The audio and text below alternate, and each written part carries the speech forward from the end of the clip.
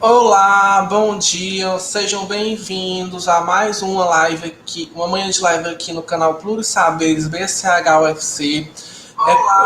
É com imenso prazer que nós estamos.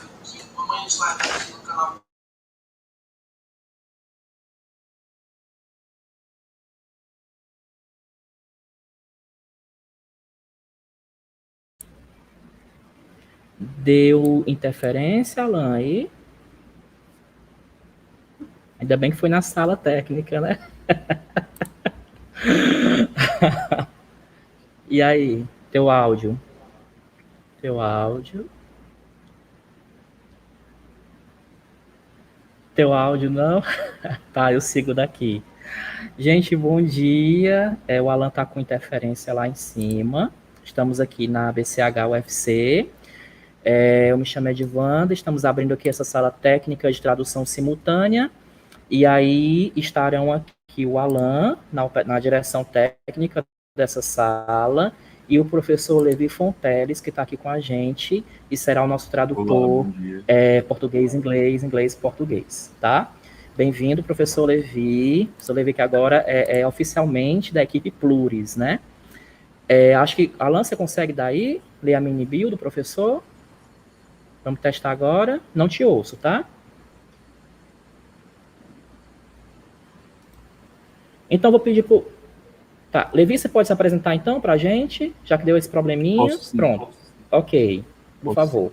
Pessoal, bom dia. Meu nome é Levi, sou professor de inglês, né? Sou graduando em Letras em Inglês na Universidade Estadual do Ceará. Também sou egresso da Casa de Cultura Britânica, aqui da UFC.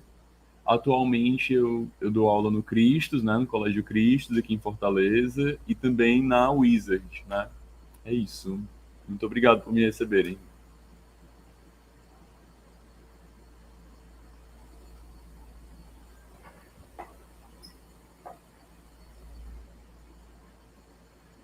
Edvander, your mic, no microfone. E eu falando aqui loucamente, né? Bom, para você que está aqui, então, a dica é aquela: você acompanhar essa transmissão em dois dispositivos, tá? Em um você vai assistir o outro link que está aqui na descrição desse vídeo e está aqui também no chat. E com o fone aí no seu smartphone, né? Você vai ouvir aí a tradução simultânea com o professor Levi, ok? Tudo certo aí, Alan? Pronto, então assim que a gente iniciar lá, o professor Levi já retorna aqui com a tradução, ok? Bom dia, bom evento para a gente.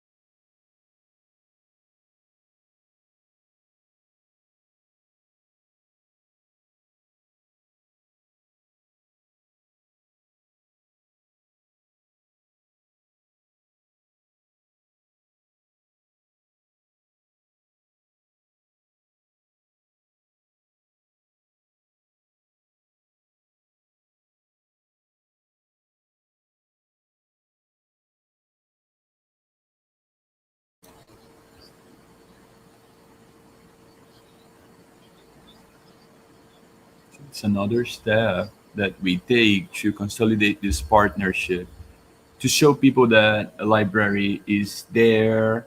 We can participate, we can be together with other departments, we can build ideas, we can build actions, and this is our goal. So I congratulate the people who are in front of this event, Edvander, Rafaela, so many we thank. We thank so many people that do a brilliant job here. Thank you so much, Samuel, for participating here with us.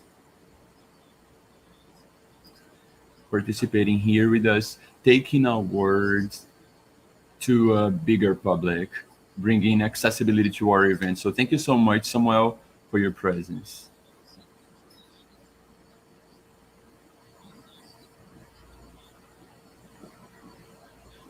I want to thank you, the colleagues who are bringing this event for us.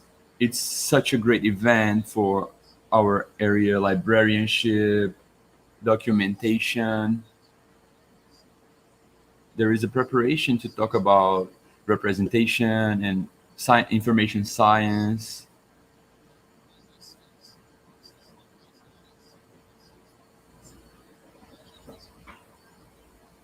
So for us, it's such a great event. We have great expectations, and I'm sure many knowledge will be shared. Much knowledge will be shared. So thank you so much, everybody. Have a great event. Thank you so much, Felipe, for your kind words.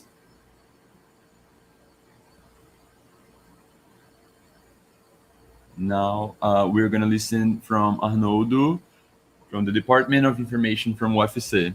Good morning, everybody. I would like to thank everybody for the invitation.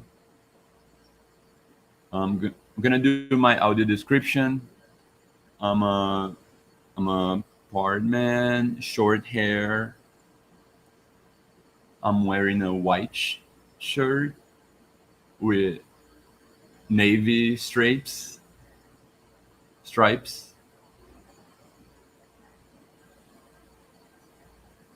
Currently, I'm the director of the Information Science Department. So I'm here to welcome the participants, the professors who are going to talk today.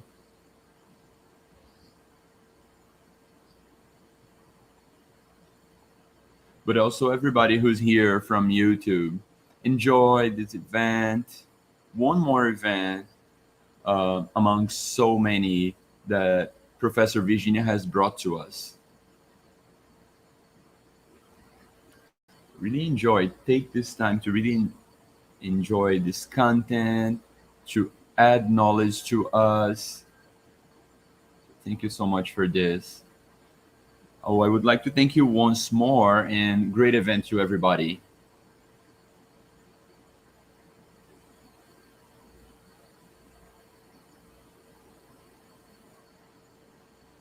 So now we're going to talk a little bit more about the event. This event does not require a previous subscription. Registration is not necessary. Here on YouTube, you will see a form. And this form, like closer to the end of the event, we will give you this form. We will send you the link of this form that you're going to fill out and evaluate the event, if you like it, if you don't like it. And from this form, you're going to have access to the certificate. Okay. So the international speech will have a simultaneous translation, okay, with myself. There is also Samuel in the Libras interpretation. So just to remind you, okay, in case you need it, there will be a simultaneous translation to English and also Libras, Brazilian Sign Language.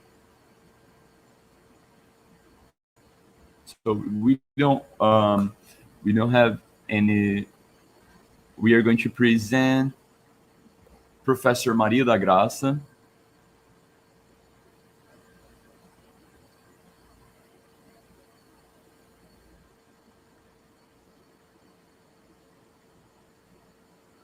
So, good morning, Professor. The dynamics of this event will be the following thing.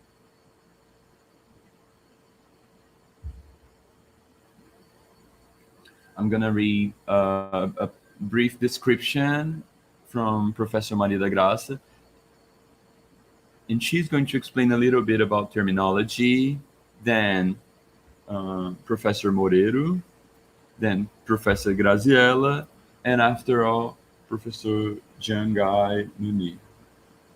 At the end, there will be a debate and the closing. Now I'm going to tell you a little bit about Professora Graça. So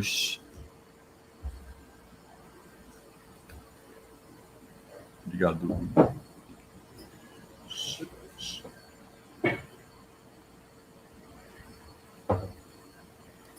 She took a postdoc in terminology at the University of Pompeu in Barcelona. And since 2019, she has been the representative from Brazil in the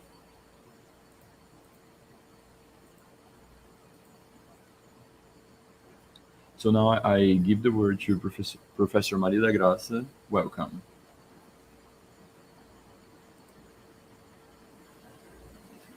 Welcome everybody who's watching us. I would like to thank everybody who's watching, especially Virginia, who invited me. I hope we have a productive dialogue. I am from linguistics, but we do have such a work with terminology.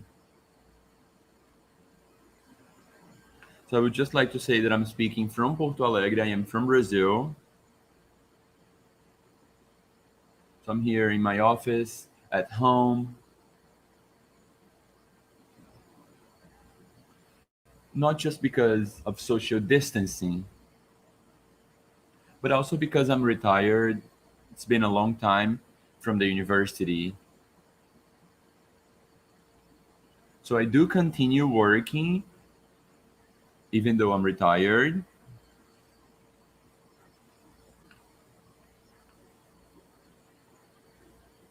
But I do have this bonding with the university, with the Federal University of Rio Grande do Sul.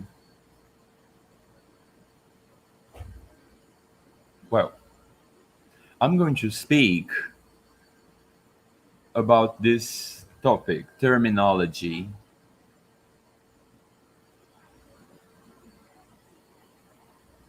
So this was the proposed theme by Professor Virginia. And what exactly did she want from this? I'm not sure.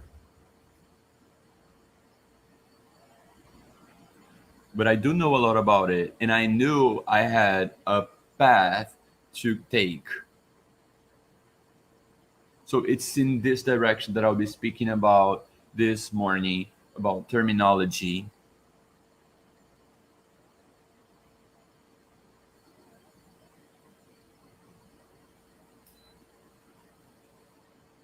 So I'm going to share my screen, but if maybe if there's any technical problems, I'm going to ask one of the guys from the library to please share it for me.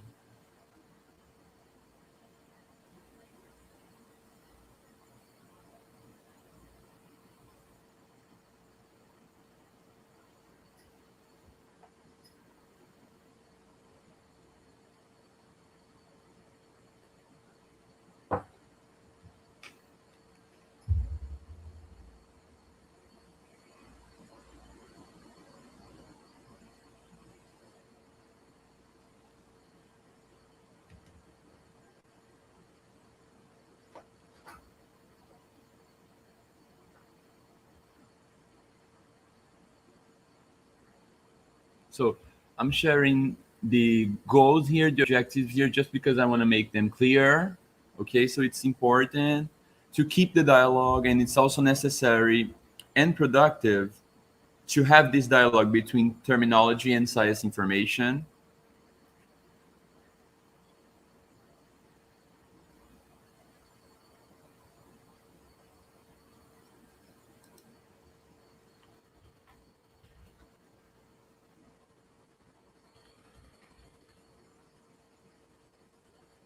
So can you hear me well? So it's important to talk about the functionality between the domain tree as a methodological value. Okay, there is a methodological value for this domain tree, but just not just because it's from my field, but terminology has a history inside the industry. So I'm gonna talk a little bit about it. First and foremost, the greatest motivation that bring us to talk about terminology.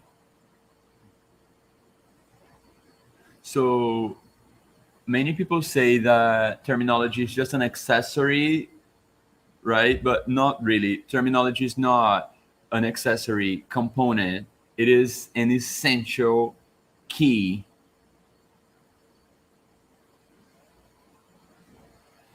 It is, on the other hand, so important, terminology is so important, on the other hand, there is no communication, no professional communication without terms, right?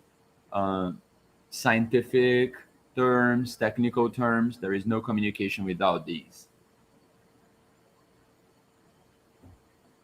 So all of us probably, we do have in our ways of university and researchers, we have someone who inspires us a lot.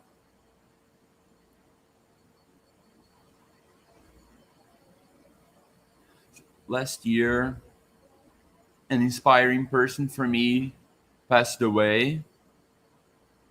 And this person was very inspiring for me because I'm from this area, lexicography.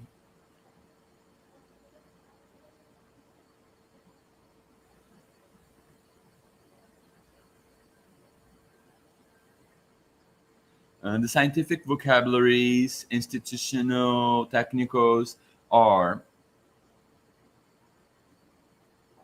mandatory tools of the Constitution and knowledge transmission, culture harmonization, pedagogical development. They were traditionally used without being perceived.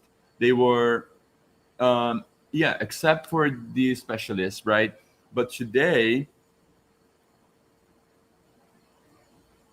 people are more aware of the linguistic formal dimensions of lexical terminological problems, cultural, which makes desirable a great development of terminology. So now we're going to talk about great impacts. The most important impacts in the time that we live in, the current times, is we have a raise in the scientific knowledge, right? It has increased so much. There has been technological innovations, new professional areas, and the great circulation of new terminologies in several levels and segments. There has been so much information exchange between scientists. Today we do know that terminology is included everywhere, every conversation.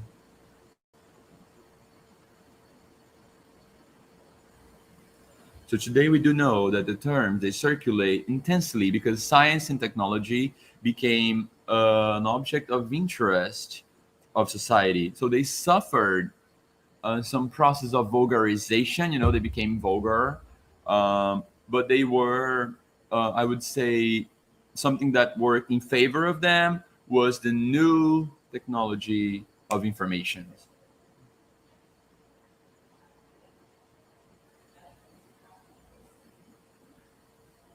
So we can say that from the use point of view, there are limited ways for the circulation of terminology. But from the form point of view, we do have a great impact So I'm going to talk a little bit about this later, about having this great barrier.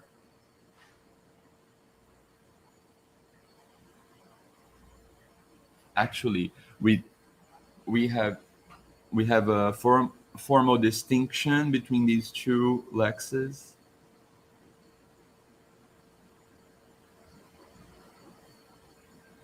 So when it comes to use, there are unlimited barriers, unlimited frontiers of circulation. But when it comes to the form, to the shape, right, there is a difficulty to establish a barrier, like a rigid barrier between the specialized lexes and the common lexes.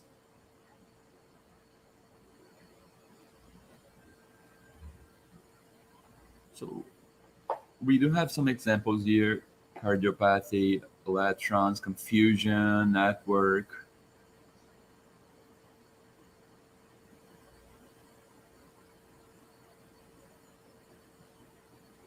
So these words, they are very similar to scientific terms. They do have an origin from Latin and Greek.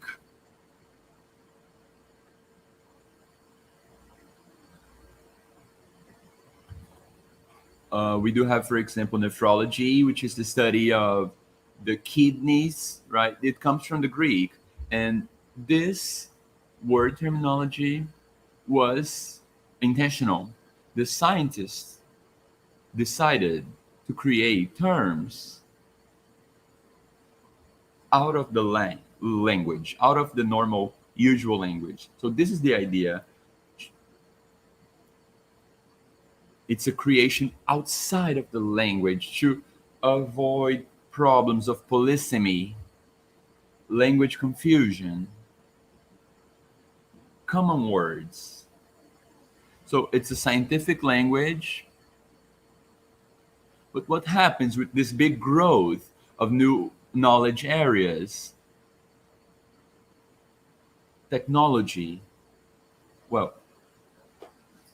today we have areas of knowledge like terminology that are strong.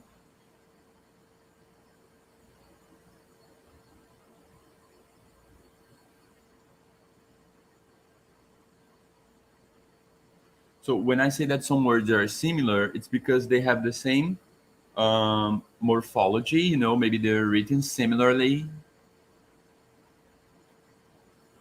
So what is the great difference then? It's because the term belongs to an area of knowledge.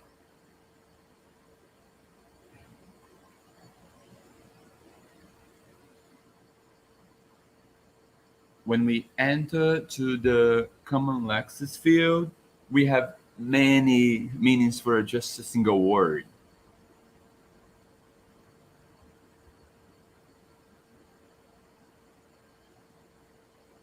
For example, what is network? So in Portuguese, the word network, it's just the same word for a net, the one that the fishermen use. So we have network, which is a scientific term, but also net that the fishermen use here to get fish.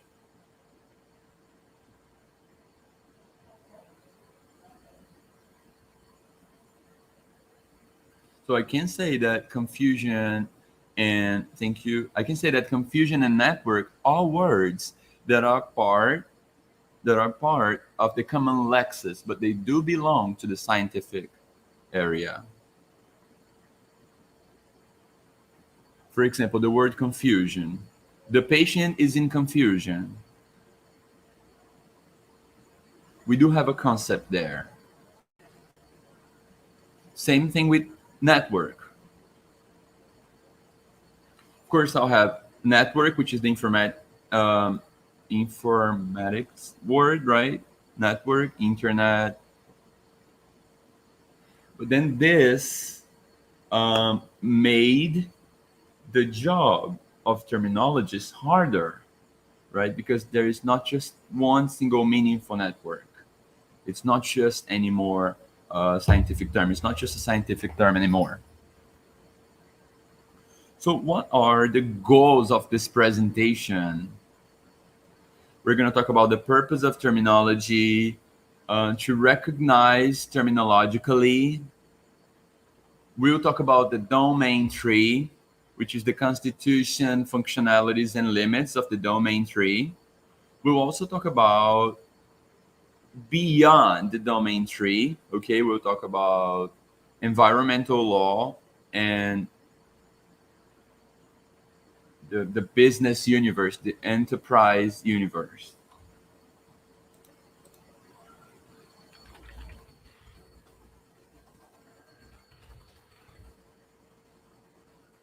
So today we can say without any problems that term is a linguistic component. It's a component that is nuclear. It's a linguistic component, and it's a cognitive nuclear component of specialized communication. What is a term, after all? It's an expression of concepts of each knowledge area.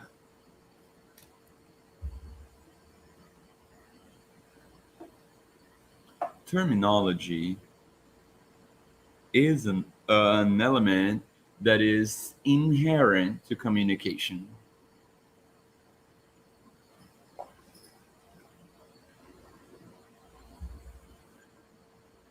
So here, as Maria Teresa Cabral says, what is a term, right? To specialists, terminology is a reflex of or formal organization.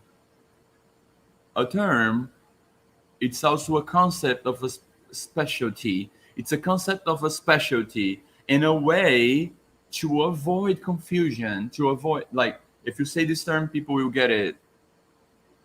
And it's also a way of professional communication term. So if I say to a doctor, I have the flu, the doctor maybe ask, oh, you have the flu, so do you have a fever? And then the patient can say, oh, no, I don't have a fever. Okay, so no, you don't have the flu, you just have a cold, which is very common in Brazil. These two words are very common in Brazil. People confuse it, they switch it.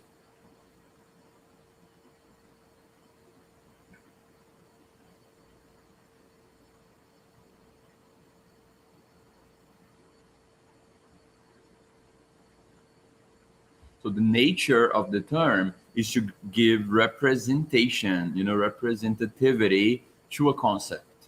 What is the functionality of a term?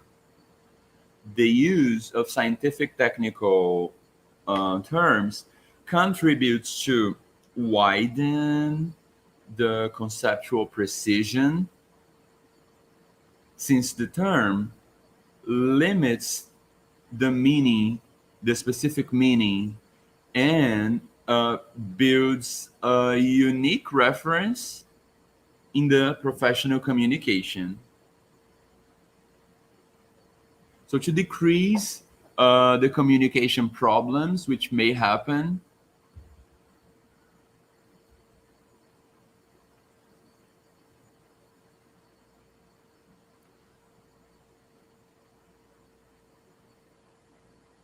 so I would like to just be clear that I'm not talking about description, all right? I'm talking about terminology.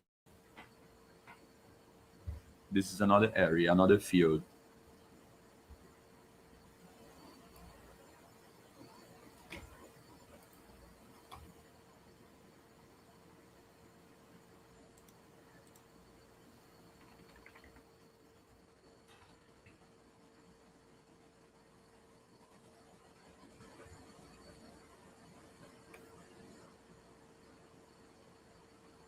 So great parts of companies and business companies, there are people who are responsible for different sectors of the company. For example, some people here, they are part of the librarian. Some others are professors, teachers. So there will be a different terminology here for these people. All right, so I'd like to share about this knowledge, this concept.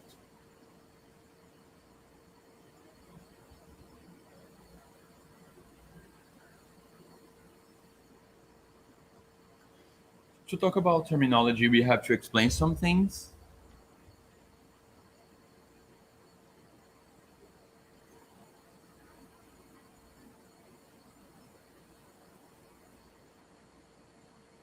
When I talk about terminology, I have two visions.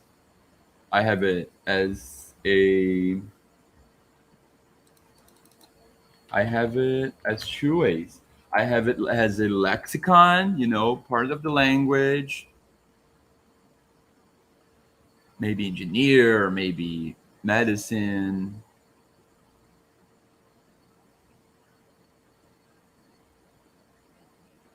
I will have terms for products of glass, wood, furniture.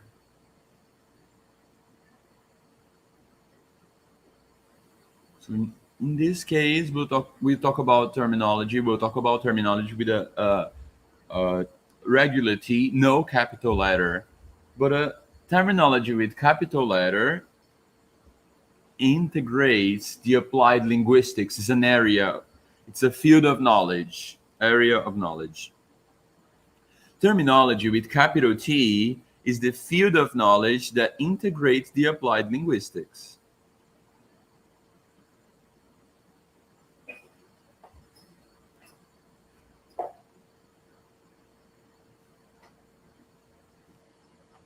But yeah, at first, applied linguistics was like we would apply the concepts of linguistics to the classroom, but not today.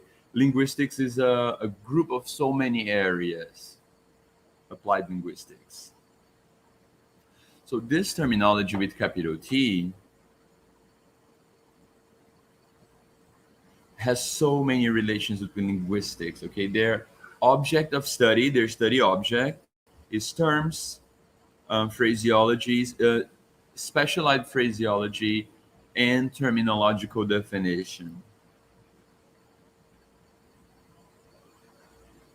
It studies the linguistic variation in the nominative and conceptual variation.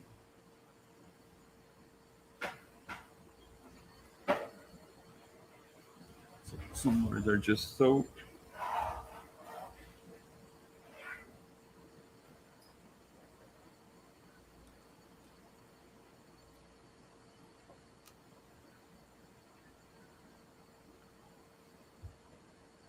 So, what is the theoretical terminology for?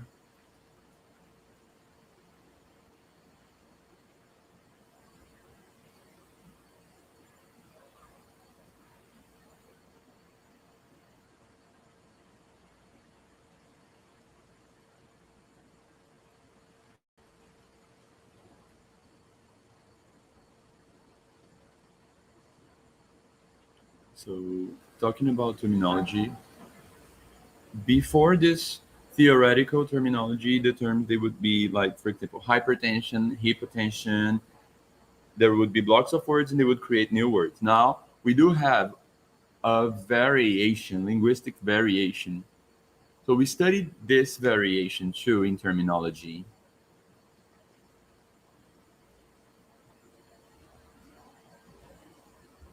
When we started seeing, like, what language is this? Like, for example, here in the South, and you guys are from the Northeast,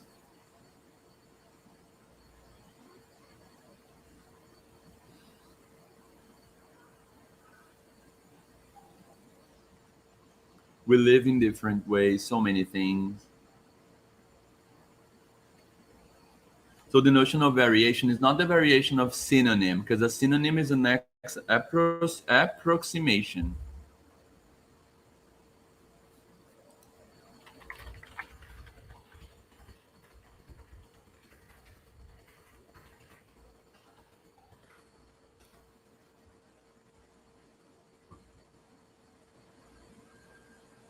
So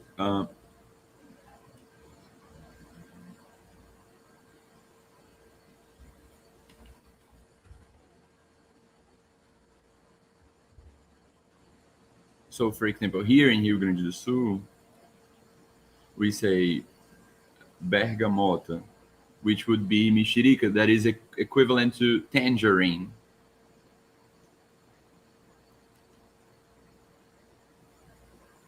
But our reference is the same, the fruit, even though we say different words for the same fruit.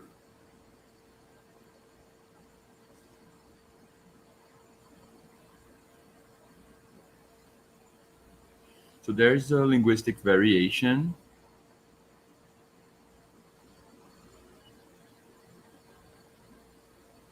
So we talk about a denominative difference. So for example, we do have this bread in the south called cacetinho, but bananas, for example, there is also a huge difference here where I live.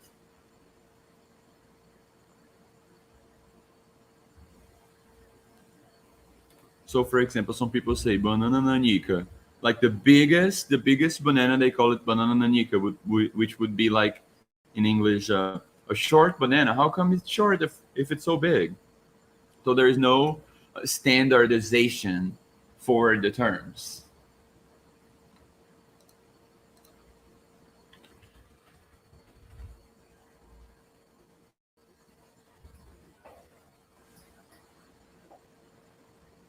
So we, right, that organize a glossary, right? We can have conceptual information, dense conceptual information, and less dense conceptual information. When we do have concept variation, we have an equal idea, but not the same deepness. It's not as profound.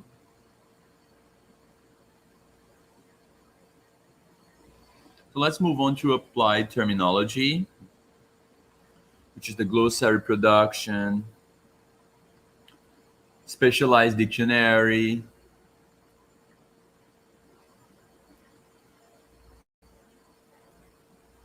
it's basically a terminology bank. We can call it applied terminology or terminography.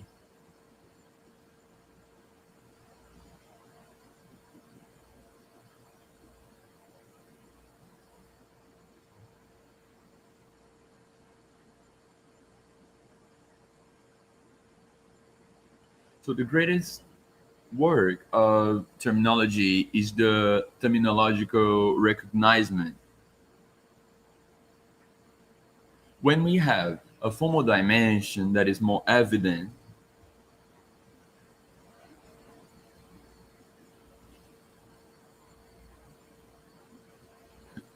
this work is much easier. There is no formal limit between like common lexicon and specialized lexicon.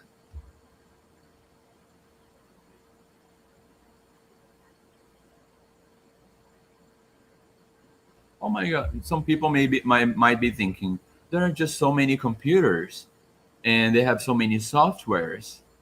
We can just identify the terminology. There's not much to do.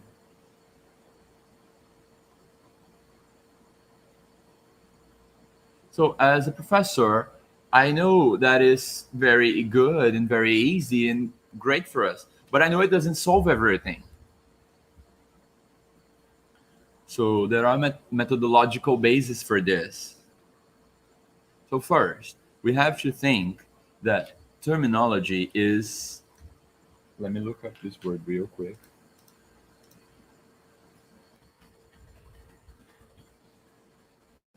So onomasiological, it's something onomasiological, right? Terminology is onomasiological.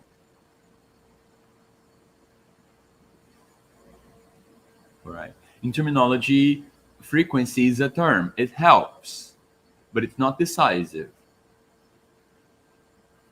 So what I need to think is that lexicon unit, I need to look at the onomasiological component to make a definition.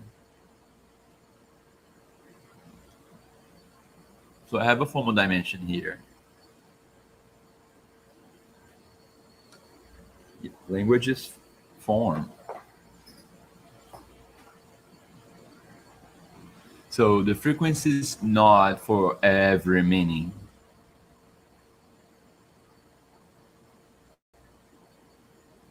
Sometimes there is a term, but it's not really used, not very often used, but it is necessary. It is a constitutive element of that organization, cognitive organization. So what do we have to think of? We need to think of the context. Well, like, where is the term being used? Where is the term being used? What is the context?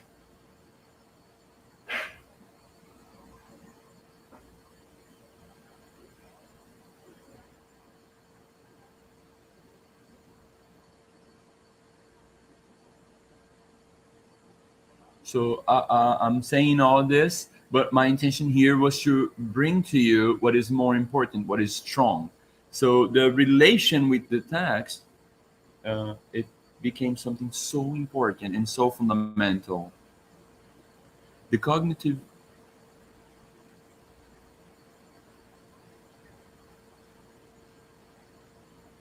of course, there are many ways to see a term. There are implications for this.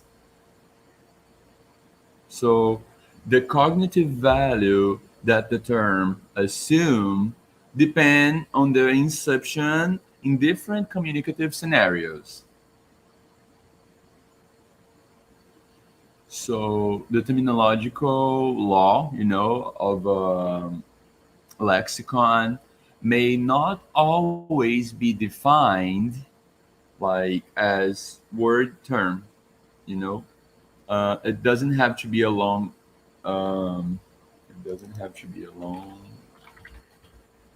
syntagma.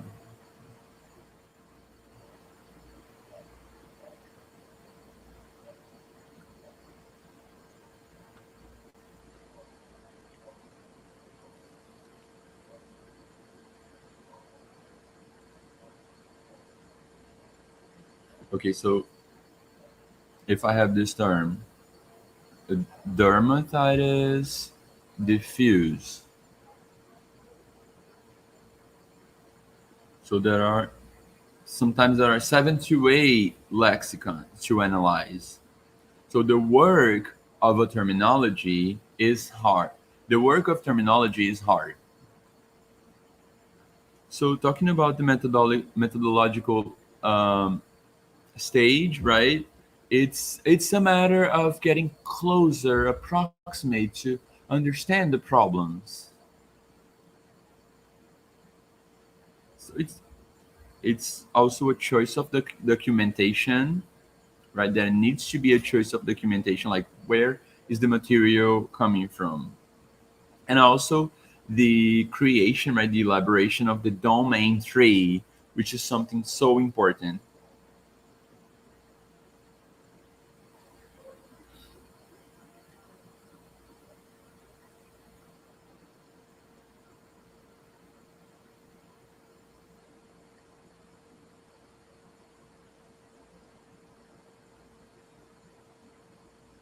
So now I'm going to talk about the domain tree. Not going to talk about its constitution, but I'll talk about it, the domain tree. I'm sorry, I just don't have it on my document right now.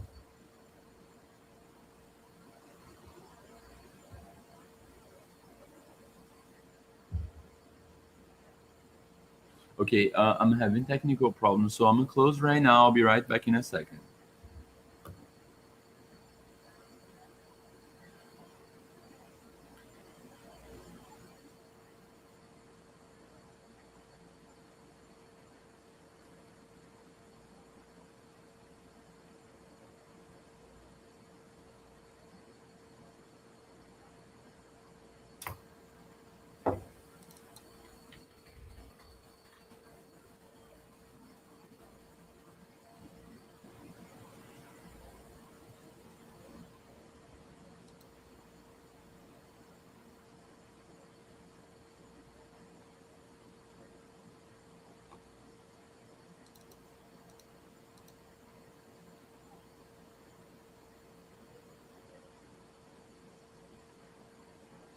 So I'm going to share now.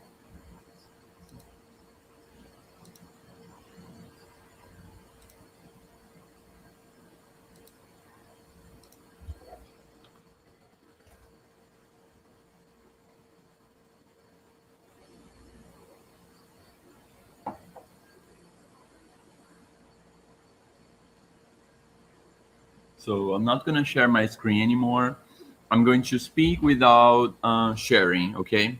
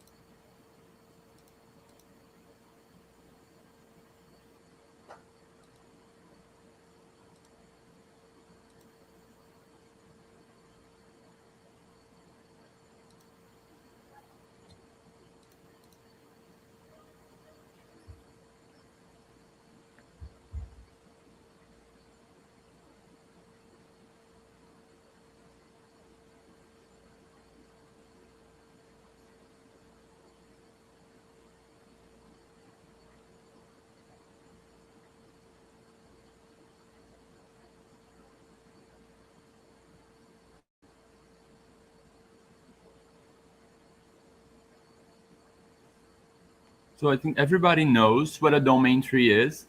I would like to show, but there has been a problem with my presentation. So I'm just going to read something for you.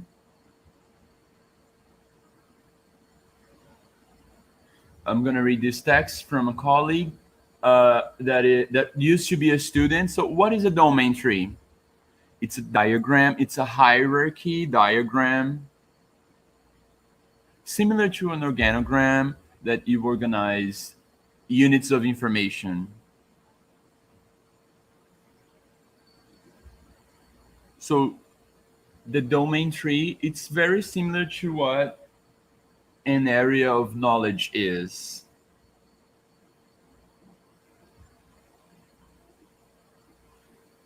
Domain of the odontology.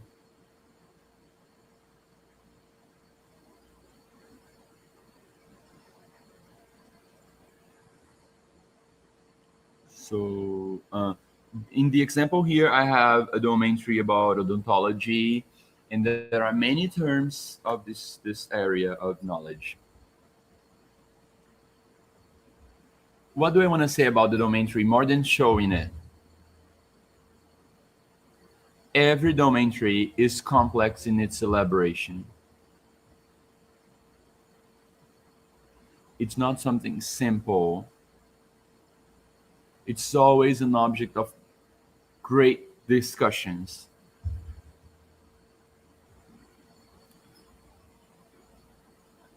It is related to hierarchy. It is related to hierarchy, you know, according to the information. It's a drawing. It's a drawing. And for some areas, it's like less hard because there are areas who are completely established. Well, saying completely established is a little strong, but you know what I mean. We have like civil law, criminal law, work law, with its subdivisions.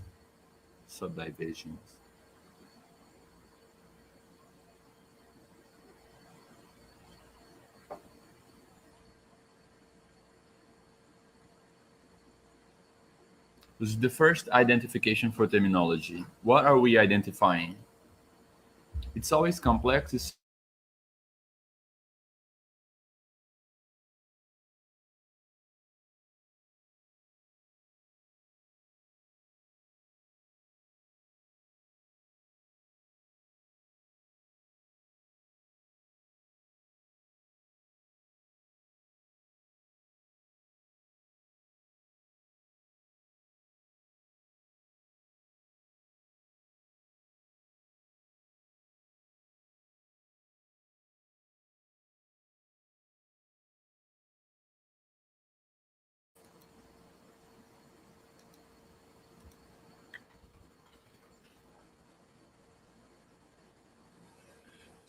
So the domain tree has an important role to give orientation because it contextualized cognitive relations.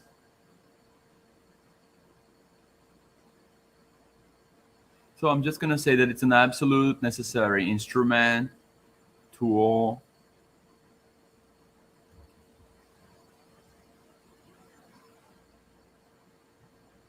It's an essential tool so that we can come to a conclusion when it comes to the terminology of a company, for example, or an area of knowledge. So not just because I have a domain tree that I'll solve all my problems.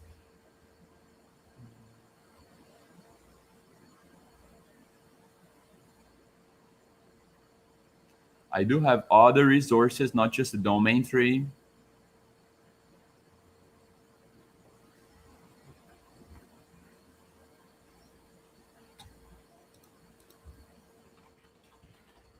I would like to just remind you that the frequency is not decisive when it comes to terminology.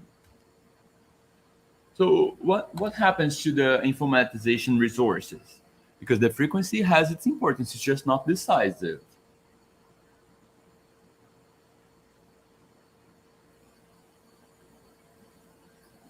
The use of informatics to terminology is what we call a candidate to a term.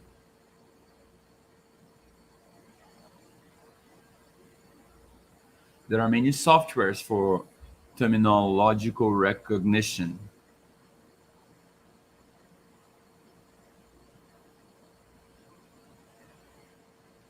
So who will really decide and define what is a term is the terminologist and the area specialist.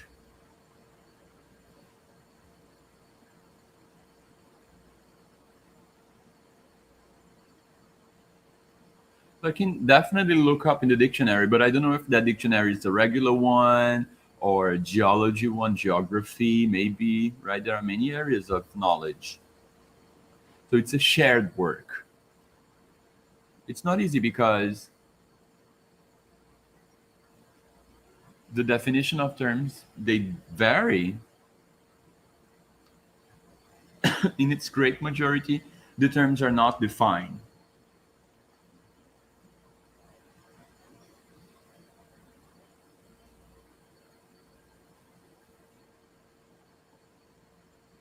So we made 2 dictionaries, one of environmental knowledge and another one for international law.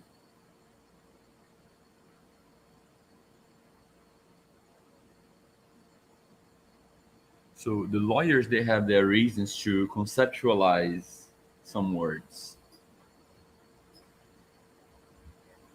What do we also have to do?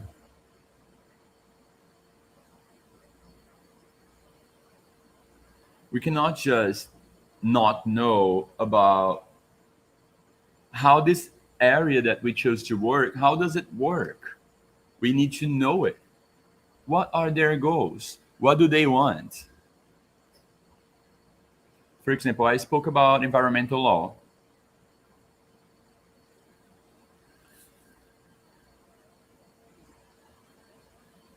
Our law about environmental law will have terms like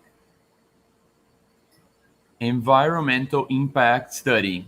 So because there are studies about it, and this is the term to refer to it. So this is a term that was born with the environmental law. It's original from it, originated there. But I will also have terms as law wood, laminated wood. I also have, for example, terms such as, for example, animals in extinction. Why are these terms of environmental law?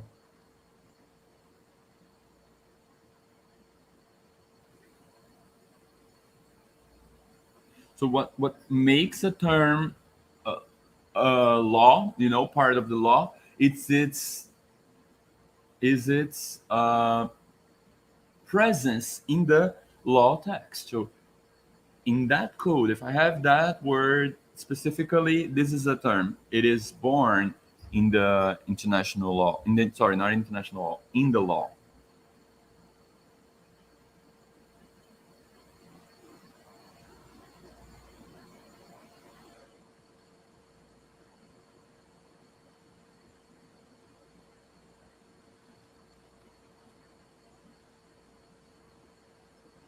So we do not create another concept.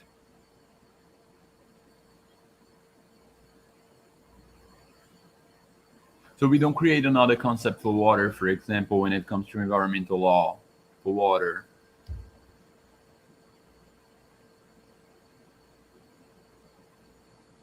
So the legal determinations, they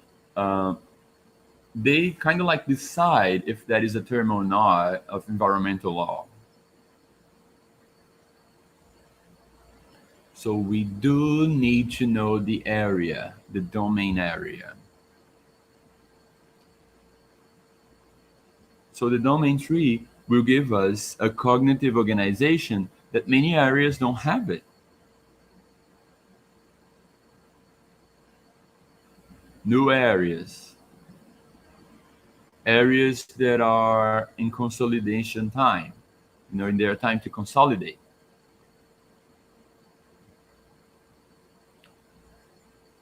So sometimes, for example, it's very complicated.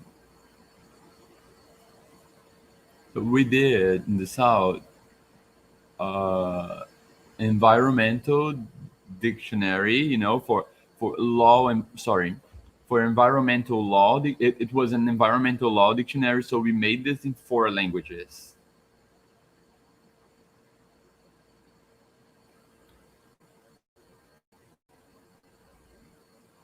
International environmental law, it's not as simple as a processual law, for example, or a family law.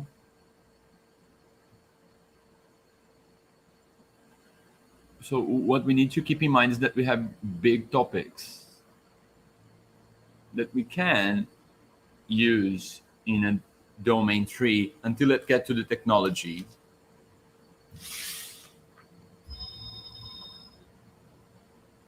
So to make this dictionary, we recur to many words that are, used nowadays.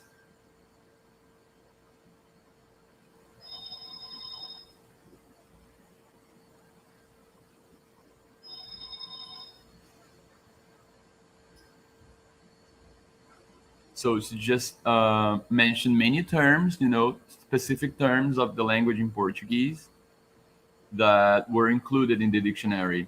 We are approaching to the end of this presentation.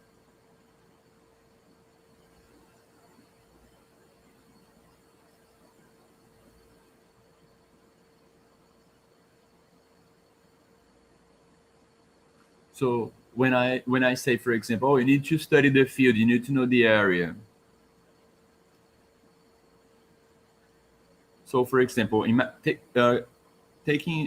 in mind an institution that wants to organize their terms. Maybe a ministry, maybe a university. So for example, many ministries from Brazil, they have terminology, but it's just so hidden, we don't know much about it.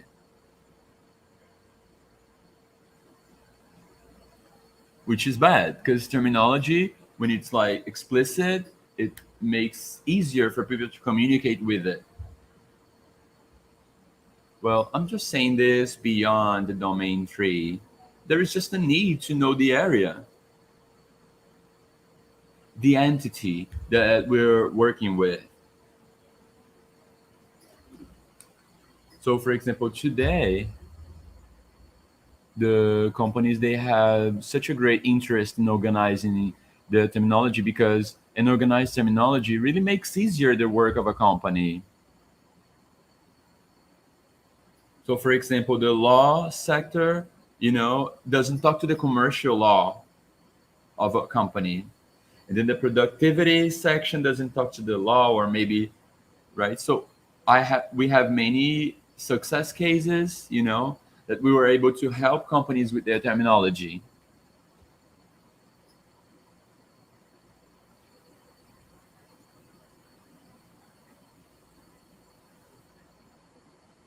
Sometimes it's hard to cross the barriers, the limits of a university and present works abroad. So working with terminology, working with adapt communication opens ways for works and for students to present their works abroad.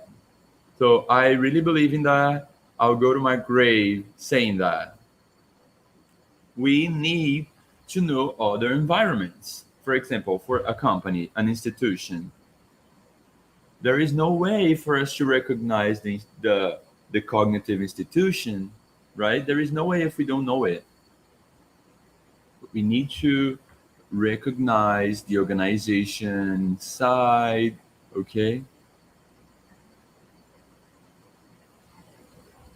So we need to take this scientific world and take this to another entity that needs information recovery, terminology, organized terminology, and shared. So, for example, I had the opportunity to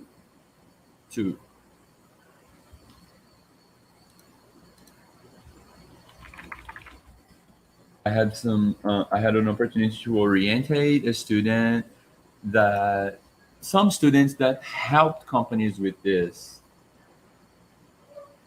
So the domain tree.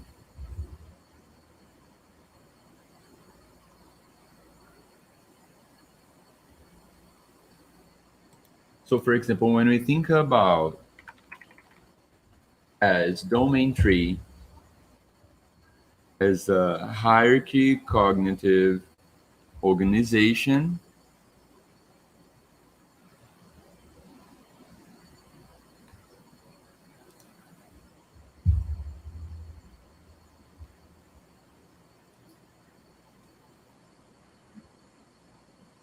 so this representation of knowledge may have pragmatic consequences.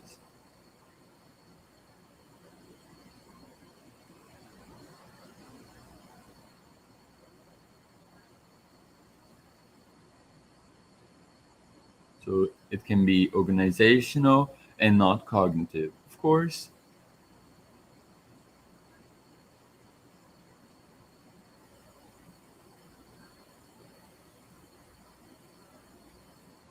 What's going to help with the domain tree work is if you have a institutional schedule to really get to know the company or the institution.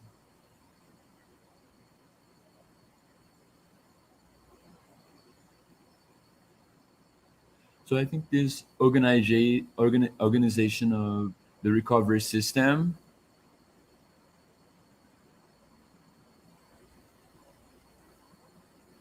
it's a challenging work. No easy work, no easy way. We just have to open our eyes to other realities.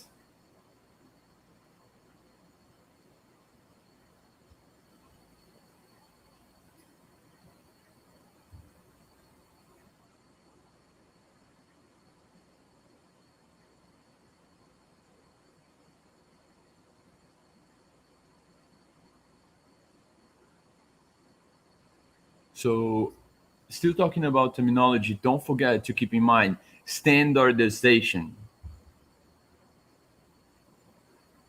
Standardization is absolute necessary. For example, the organization terminology was only like it only started being organized after a great plane crash.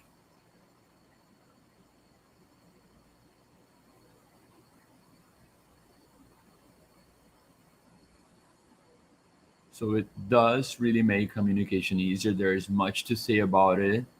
Terminology, right? Talking about terminology, it contributes, but how? What really matters is how are we getting to present this result? Every area has a way to do it. So when we talk about terminology, we are thinking about dictionaries and glossaries.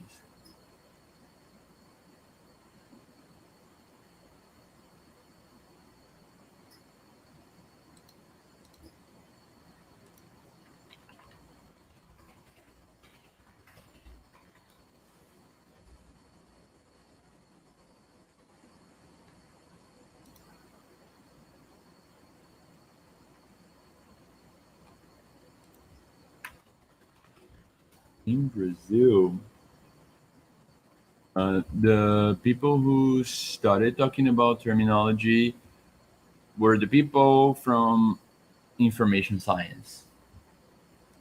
So just to finish, I would like to present a book to you, to suggest a book to you.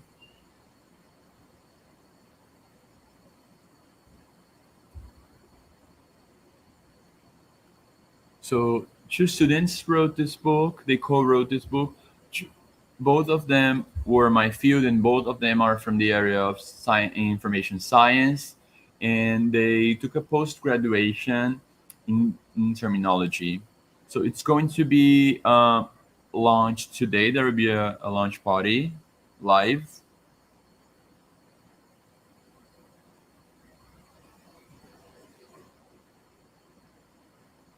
So the students, they wrote this book. There are so many great chapters.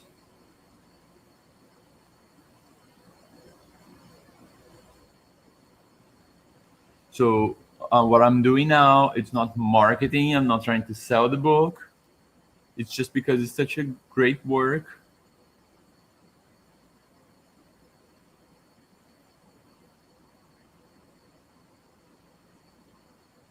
So thank you so much. I'm sorry for, passing my time.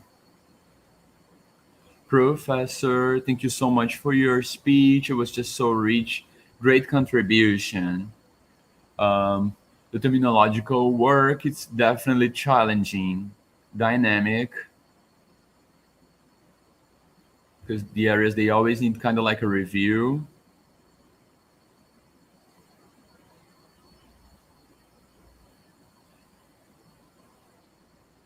I really like that you said that we shouldn't trust technology so much. The frequency that word shows in the sources, it would be much better to go from the concept to the term.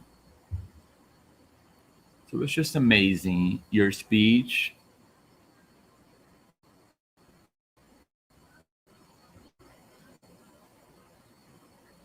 Yeah, people really miss the domain tree explanation, but maybe for another moment. Or maybe at the end, if we have enough time for it. So I'm going to send you the reference of the book and also the domain tree explanation.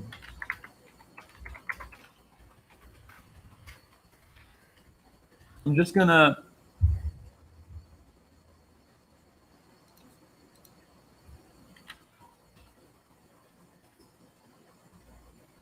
give you some notices. If you have any questions, just ask the speakers, right? Don't forget to like this video. Don't forget to share this video with your friends. Such a great event.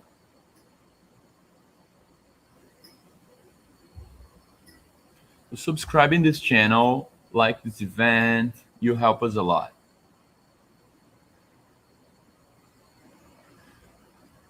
So now we're gonna hear from Professor Moreira. I'm gonna say a little bit about him. Welcome, Professor Moreira.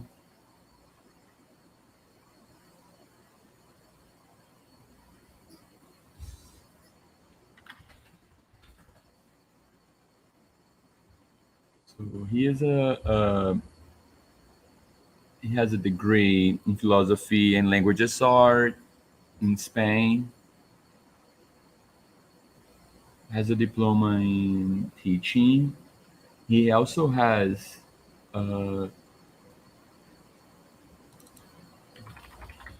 He also has a doctorate degree and a postdoctorate degree. He is an ex-professor of University Complutense of Madrid and Mucha University. He has many books and chapters in books. His areas of interest are theory and history of documentation, context analysis of texts, and so Moreira, we give you the word.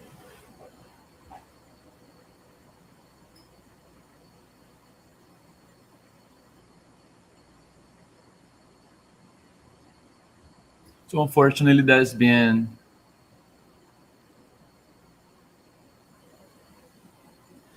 a problem with the time to start the speech.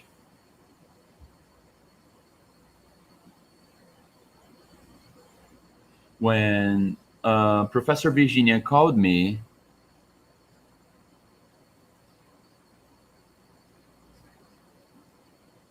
there's been a little bit of a delay. So today is a holiday in Spain. Well, I hope you're doing fine. Are you okay?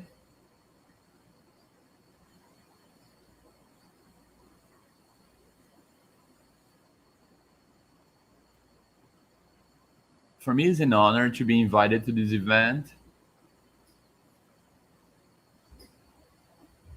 So I'm going to talk about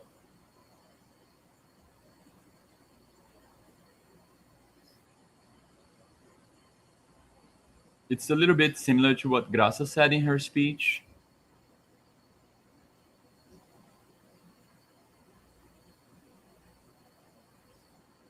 I'm going to share with you some little doubts that I still have, even though I have many years in the field.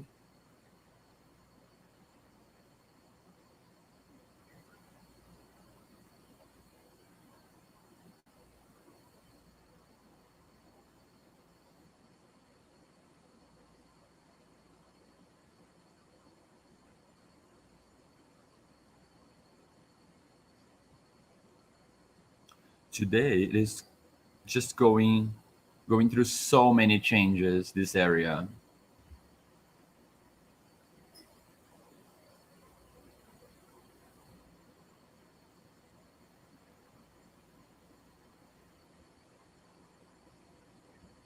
So maybe our area is moving to a different way. We're moving to like services to the area of the third sector.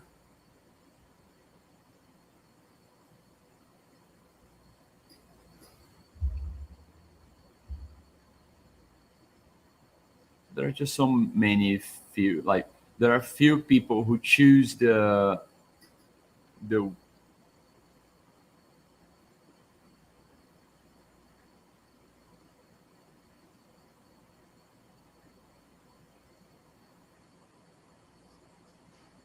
so yes, there has been a change in our career. Like there are just a few people who prefer to study and to research deep, most of us are moving to the service direction, to the third sector.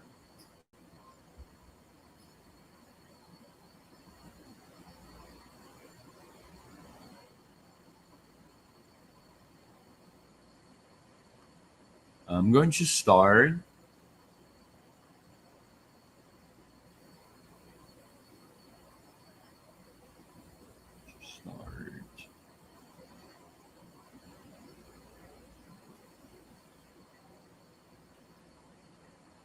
Well, it's not sharing. I don't have the option to share.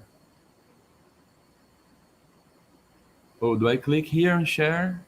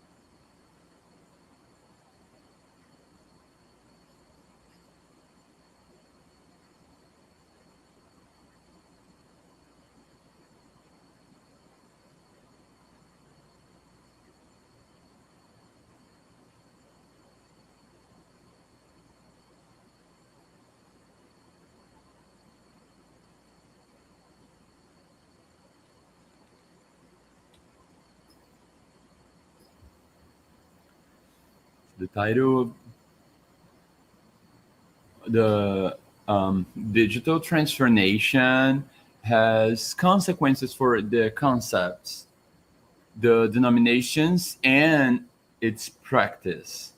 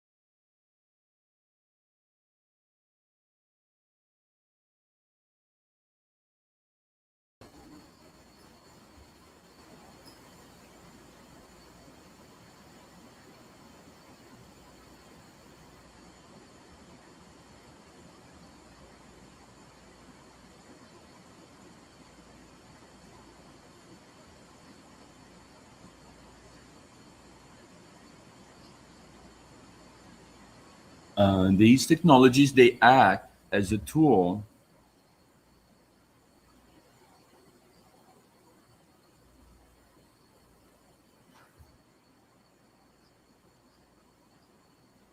what do I want to say when I say semantics in the representation of information?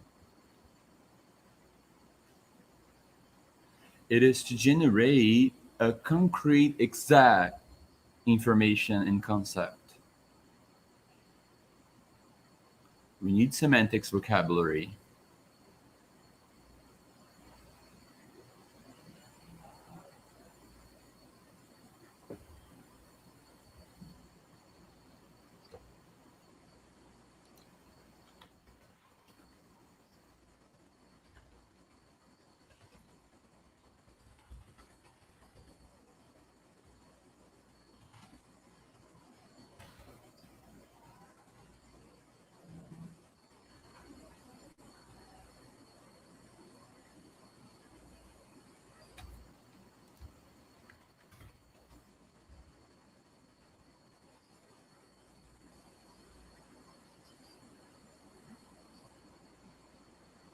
So in the web semantics, there's so much interoperability. This interoperability is just very high in this area.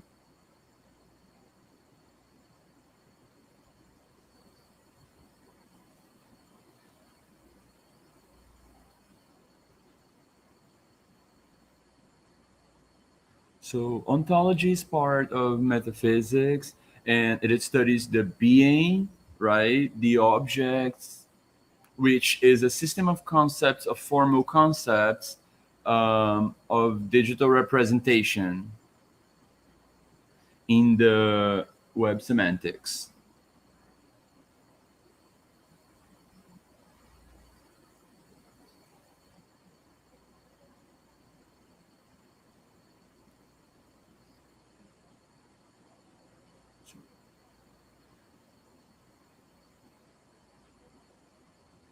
So these are identity information.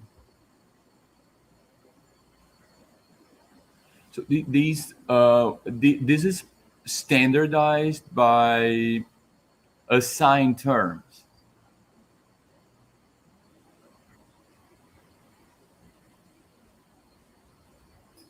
These terms are terms of value as the reference terms. These concepts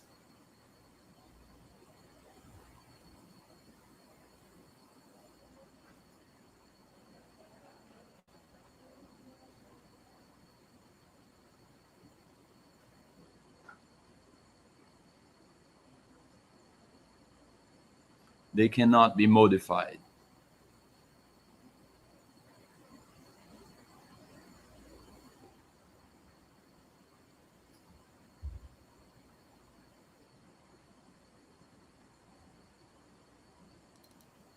Another characteristic of semantics is they make possible that different vocabularies can represent a semantic field without being interoperable. Let me check this word. Without being interoperable.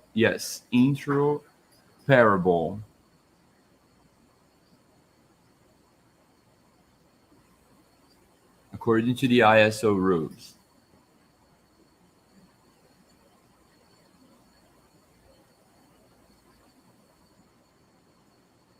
So we can make an interchange between these kinds of vocabulary.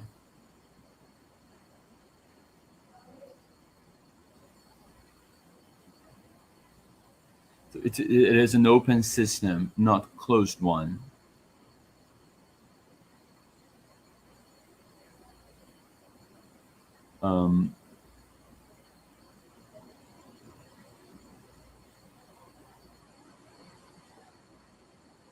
This is a system that is independent of computers. So this This is how it works. With a semantic support,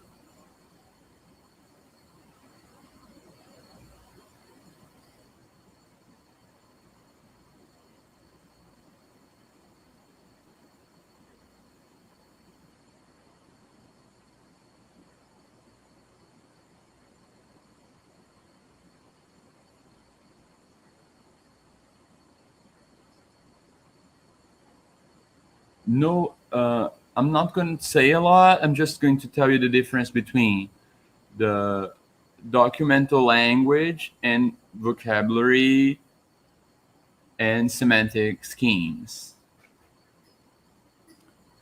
But there are other ways that the concepts may be manifested.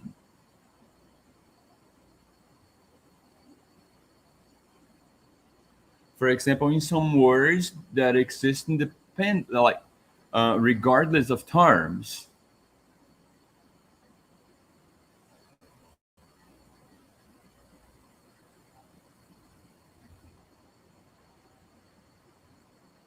There are nouns, there are adjectives. There are different terms. They have just not yet been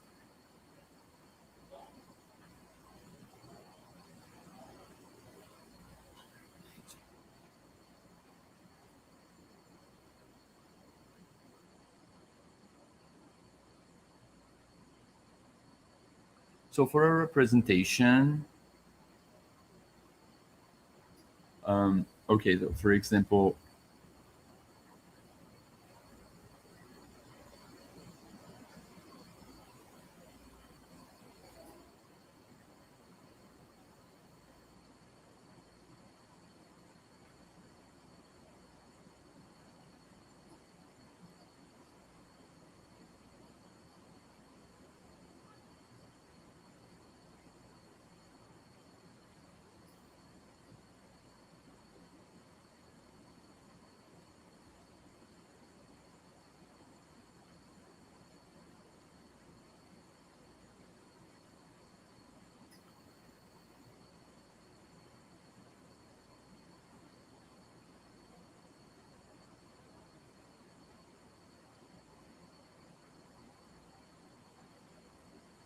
the first free vocabulary is the one that comes from the people,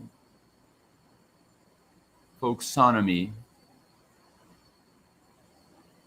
Controlled vocabulary, made, formalized. But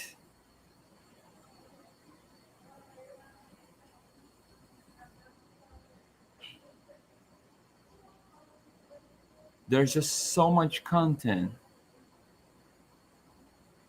So how are you gonna work with the metadata? That's why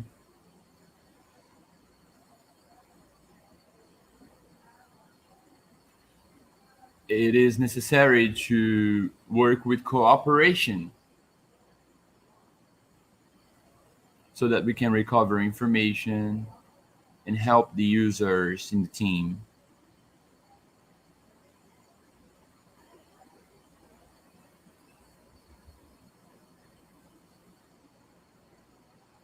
So it just becomes a mission that is decentralized.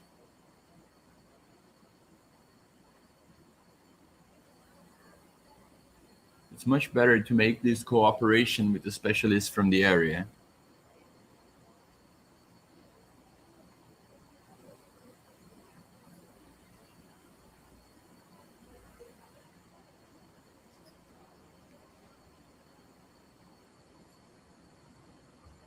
These words that have been chosen in the heads of the users, in the message of the document, in tags. The system incorporates regardless of the origin.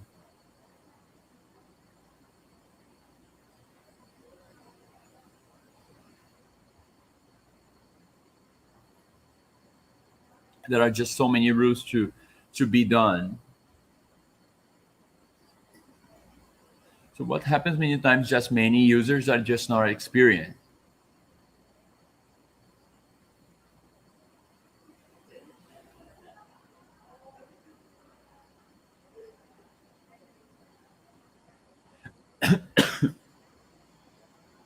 There's always an inherent will to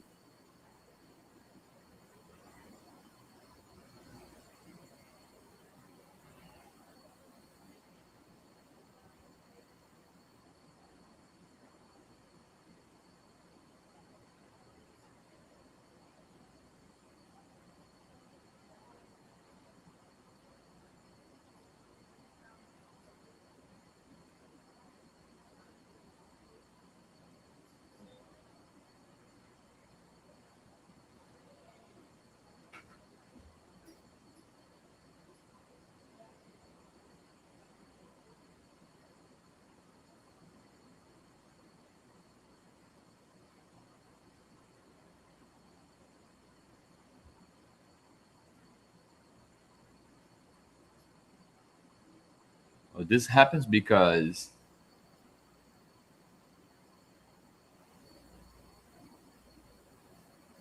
also because of the modification of linguistic synonyms.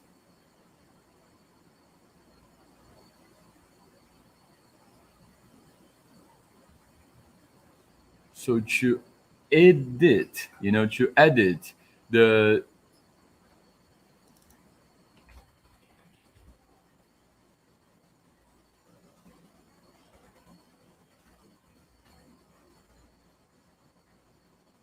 synonymy. So we have to find a way to self-regulate and gain consistency. The proposals are to differentiate automatically the tags, the connotative tags, they have meaning, and the denotative tags, to establish bonding, like a relationship between the tags that are related.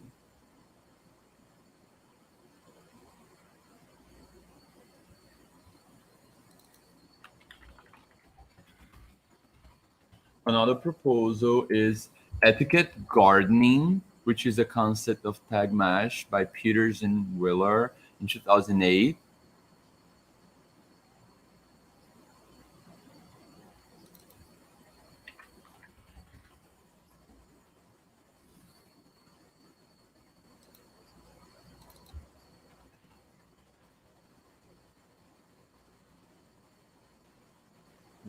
Thank you.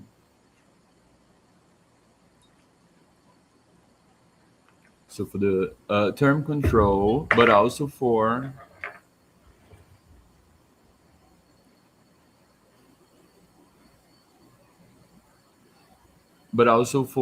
formality breakthroughs, so we can have increase in this area.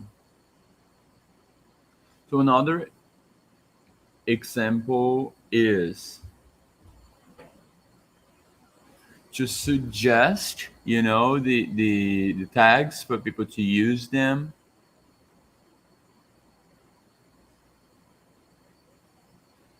The interconceptual association.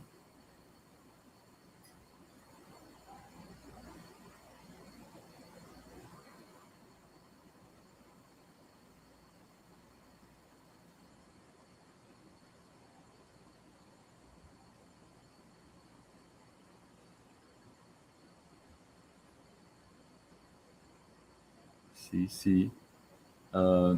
Yes. So we can suggest, yes, the professional can suggest the tags for the institution, maybe.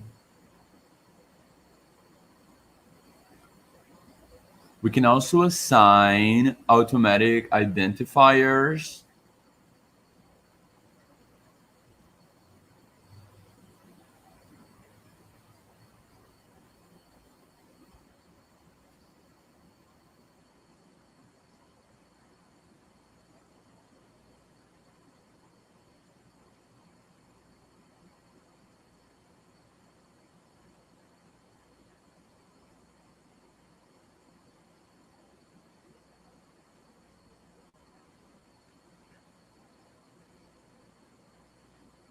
Still in the search of solutions for this issue.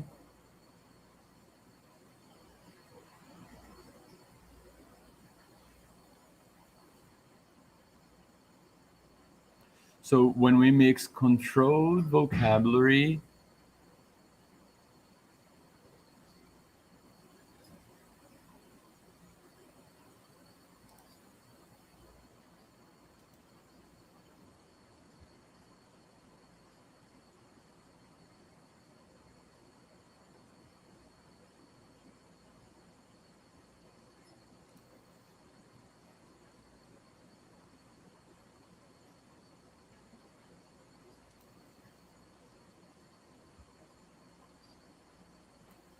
So they also offer a reference of context for the professional.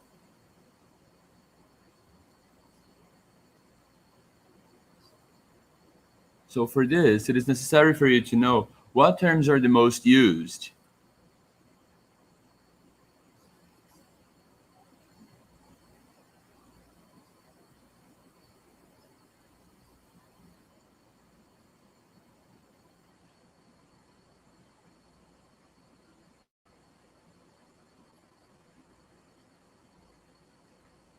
So some specific words from taxonomy.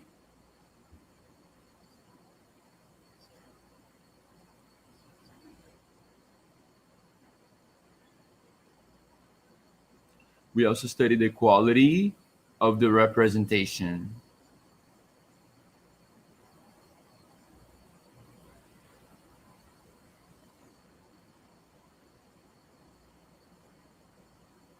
Another element that controls this that I'm talking about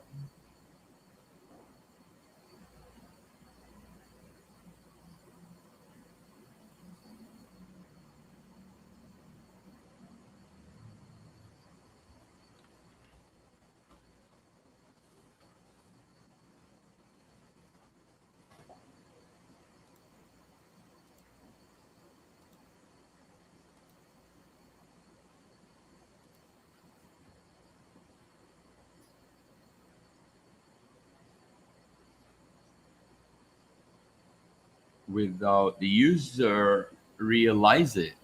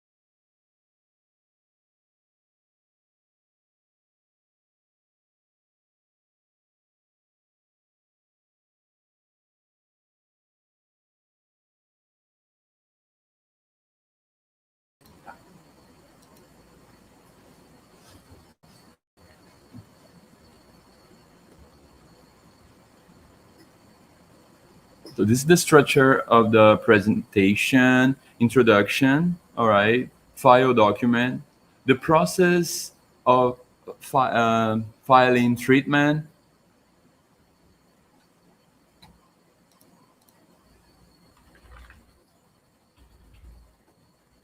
indexing and versus subject indexing, subject and content.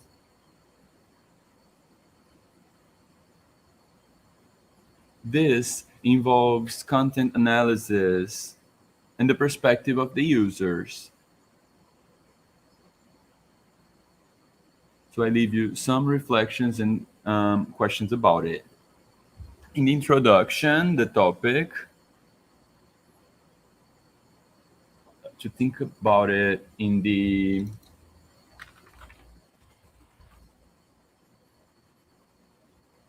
there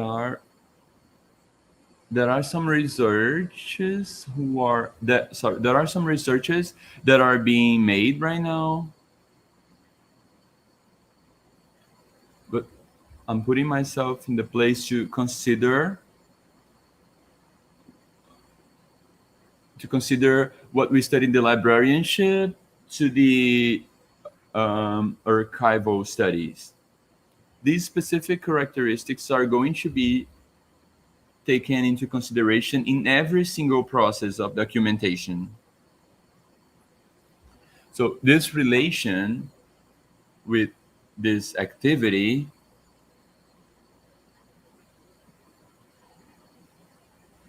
it's something that stays in every single archival process.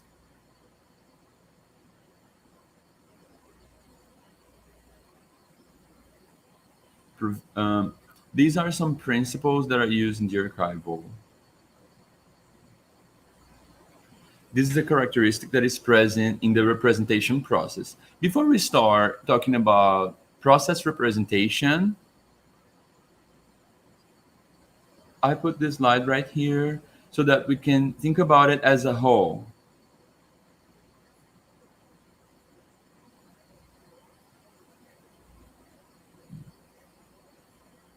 This is a very simple system, a very basic one.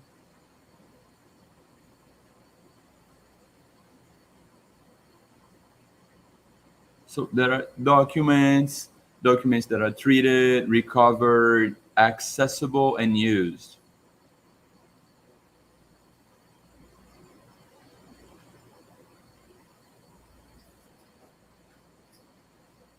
This moment of the treatment process is the only moment in the document cycle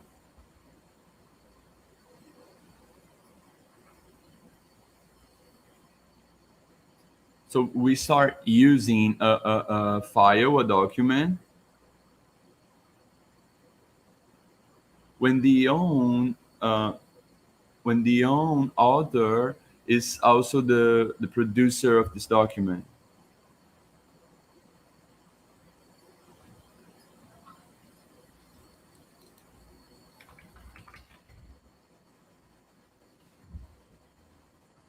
The indexing can also be made when the document is made. There are some archival treatment processes: classification, description, and indexing. They're not just the only ones, and they also don't solve the problem of indexing. So the classification is very important when it comes to functioning, context, bonding between group docs.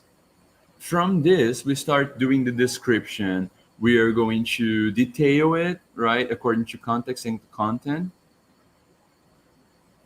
And then we move to the indexing, which is a process that considers the extraction of concepts and representations of content. And one element of content is the indexing of subject. These three processes here were considered by the processes of discussion and representation of information.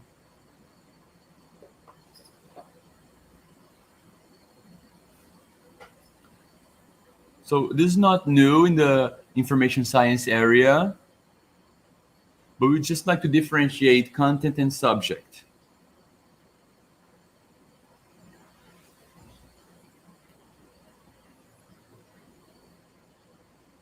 So a basic view of indexing, we would index different contexts and authors. So one subject, thank you,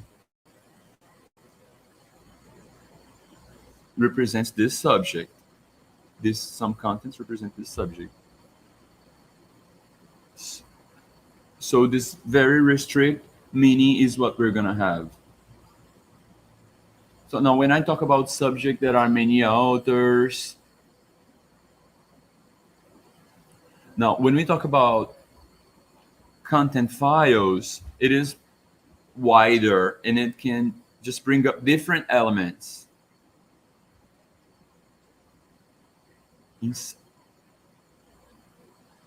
So we can have like one element of content, right? This would be a content element. We also have a topic or a theme. So this is very different from just content, right? In the files, it differs the creator, the producer, from the author, for example, right? And it also differs the form of the document and the public and the context.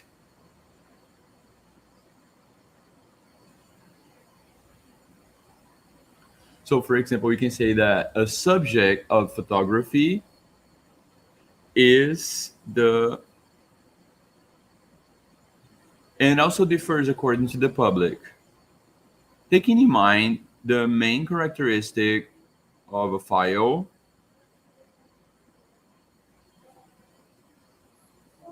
not just organizing it by subject solves the whole problem of classification. What are the challenges? How do I map these files? How do I treat the subject into the specificities of a file? Content analysis versus subject. So we call it an analysis process, which is the same analysis that happens in every other process.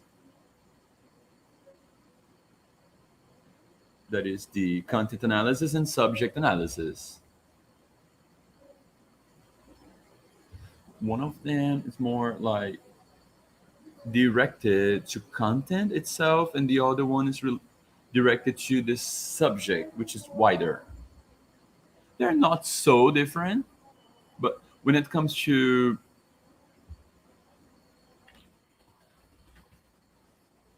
archivology, the analysis is a bit different when we talk about a document file.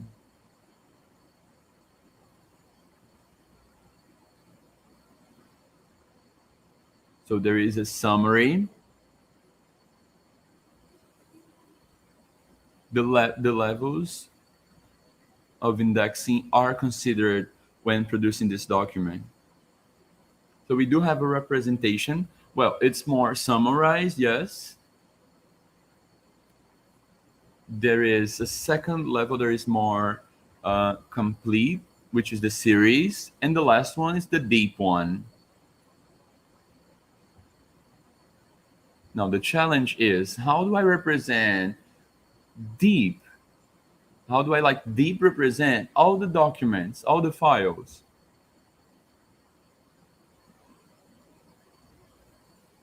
So, for example, how do I index all the data of a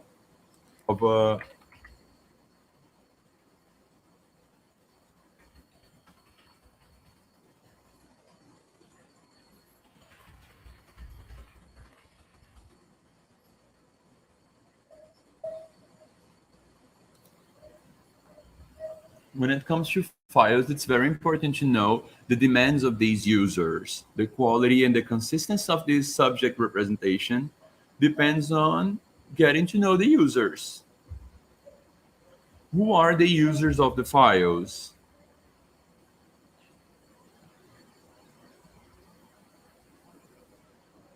This was the result of a research made in Canada. This person produced the material and brought some reflections regarding some user study that were made.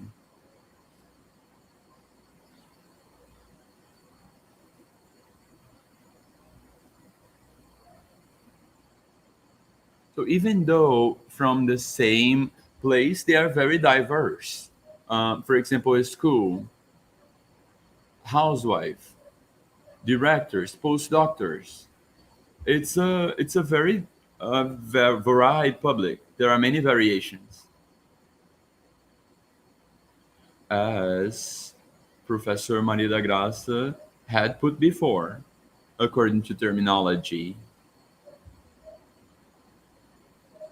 it depends on a consensus in an area.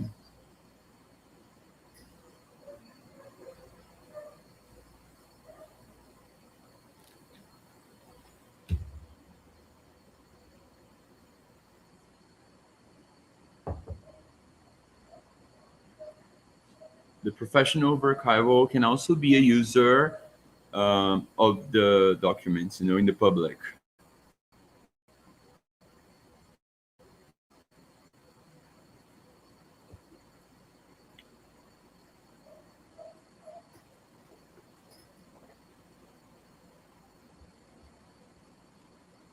As we are going to predict the searching strategy,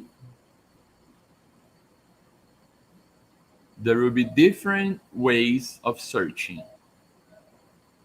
How are we gonna... So inside these specificities that I've mentioned before, we don't have much research on it. Time's precious. These researches that were made, these studies that were made in Canada are very related to vocation or precision. So usually the files they're looked up by precision. For example, I would like to see the register of a meeting in December 6th. So it could be the topic of many many registrations. How are we going to give these answers if we don't have the index of the subject? So here are some things to think about.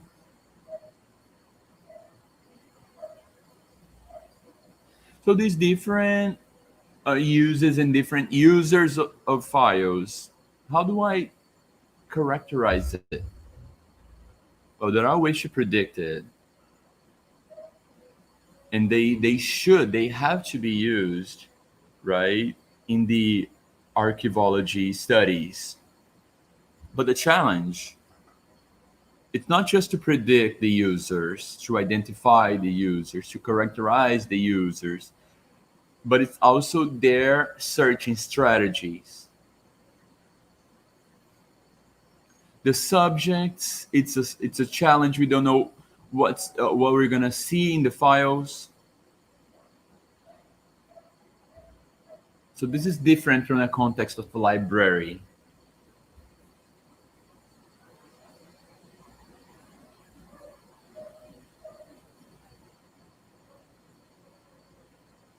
In some cases, the own classification can answer a search.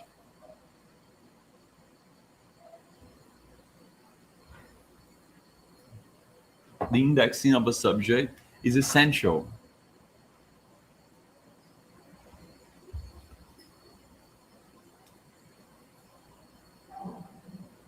These are reflections that are still being debated.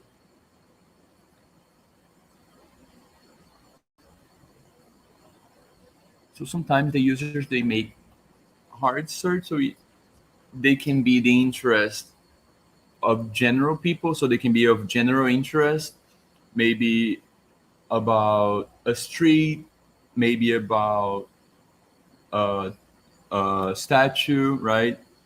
But it can also be when a person is asking access for specific documents. So we need to have a basic information about the document that the person is looking for, the name of the person, the state, the subject that the person is looking for. So this is really going to depend on the specificity.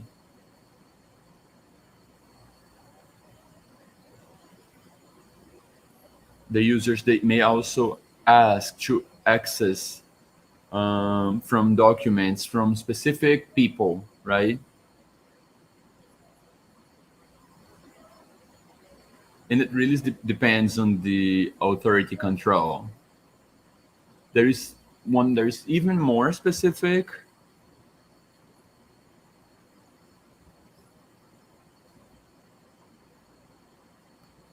So our searching methods are translated from abroad, right? So it's still very challenging to look for something from its subject.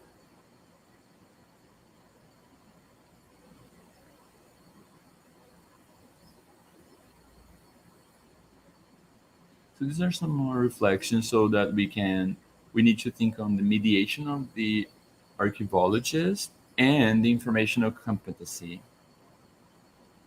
So, does the archivist, will the archivist really become a mediator in this search for information?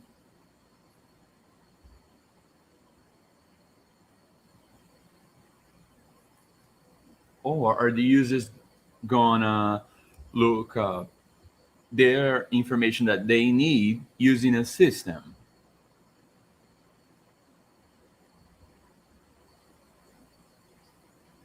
So is it simple for a file user that is not from this area to recognize a document, a search engine? For some users, yes, depending on their level of study. For some others, may be a challenge. Only these searching tools are enough to recover information? Yes, they're essential, of course. And the archivist is also essential in the process, but from time to time, the demand has been increasing. So the trend is that the search is going to be very influenced by the searching systems.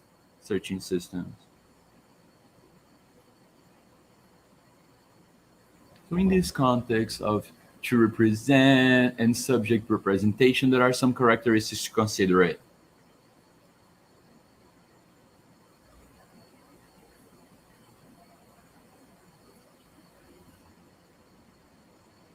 So we always have to keep in mind, what are the norms of this country? How does the archaeology work here? The context, right? What are the norms and the rules of that file, of that document? Let's say we are in a school file, and the school has a religion, a religion belief. So they like to organize their files according to their beliefs. So this is going to depend on the conception that is in that place. It affects the terminology.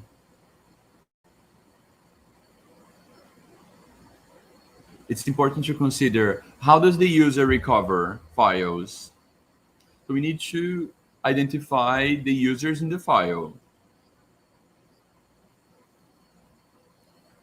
There are some aspects that interfere, not just in indexing, but in the organization of files as a whole.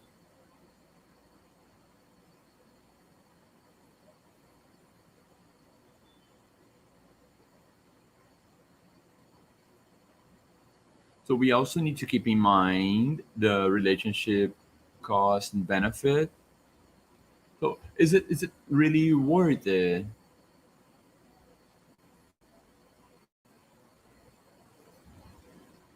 Is it necessary that every single document is available on Twitter? What are the processes that are essential? The subject of this file needs to be considered, which really depends on the context and the conditions of that place.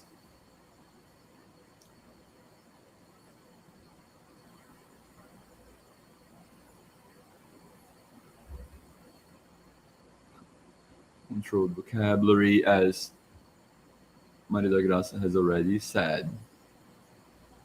Now, when it comes to files and indexing recommendations, some recommendations are from this paper in Canada.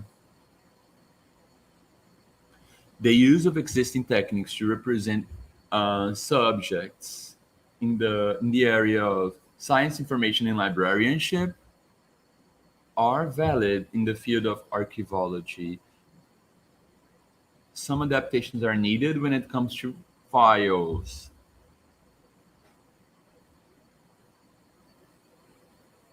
When it comes to files, there is a need to differentiate a wider subject, a wider topic, than a more specific one. So this subject indexing really consider several levels of description.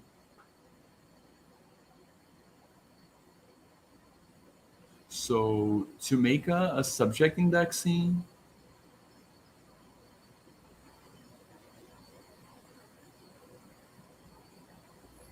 so another recommendation is to suggest to organize not just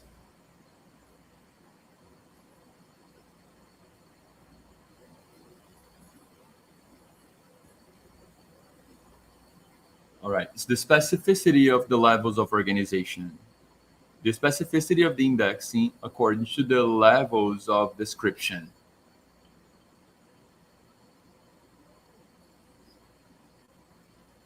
So another reflection, another challenge that are in the way of representing files.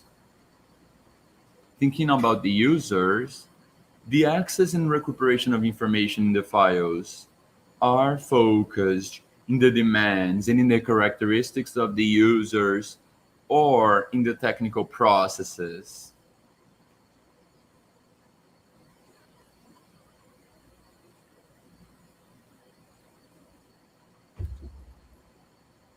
So does our practice is really for the user too, or do we still need to focus on that more?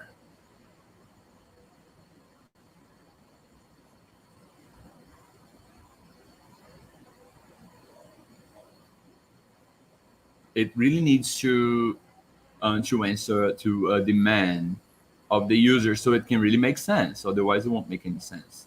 So another thing to think of is how do we grant quality in the subject representation with deepness according facing so many challenges in our area? Yes, like something to think of. People, space, places, equipment, time,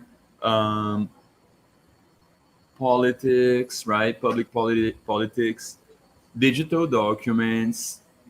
There's such a diversity of formats, genres, remote access.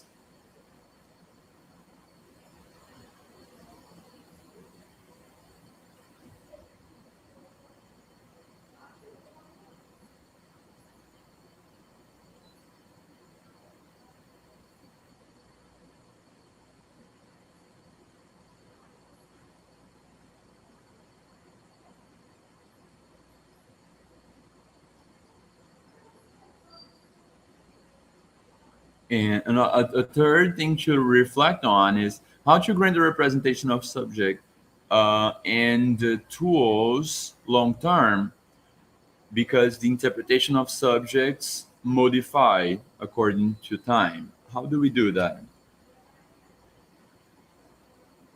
We don't represent a document of dictatorship the same way 15 years ago. Maybe with the government that we have today, we may look different to the dictatorship. So these visions, these lines of history are also there when it comes to archival interpretation in archival files.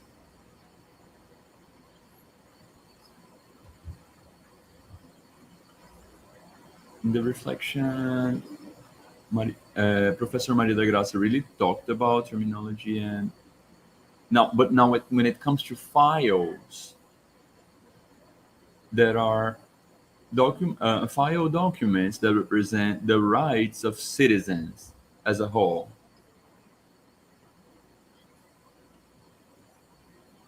There are just so many communities that have documents there that represent their history. For example, the Indians. How are we going to grant that these different communities will be heard and represented in the instruments that were created? It is possible in a methodology.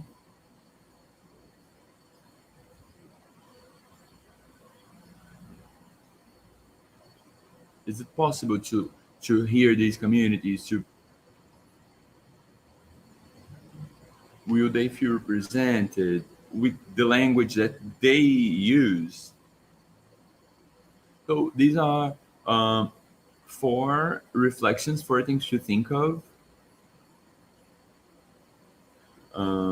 We really thought about the process, and I like that Professor Moreiro has brought so many solutions, technological solutions for us. But here we're talking about the process itself.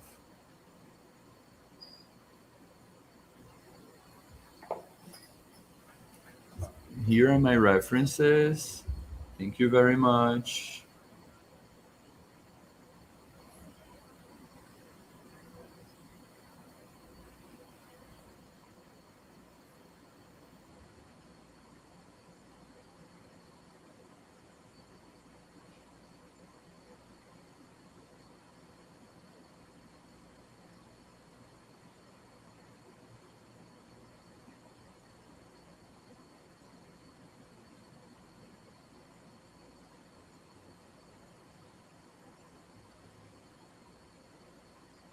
So there will be the simultaneous translation for what Professor Jean is saying.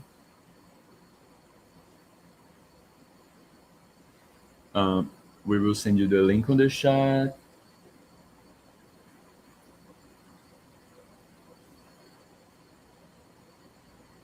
And I'll tell you.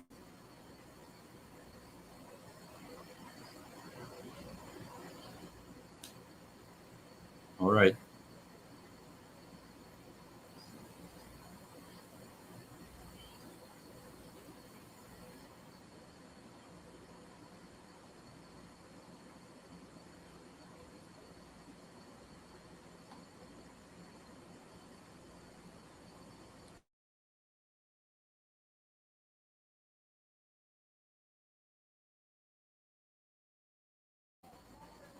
Vocês me escutam? Posso compartilhar?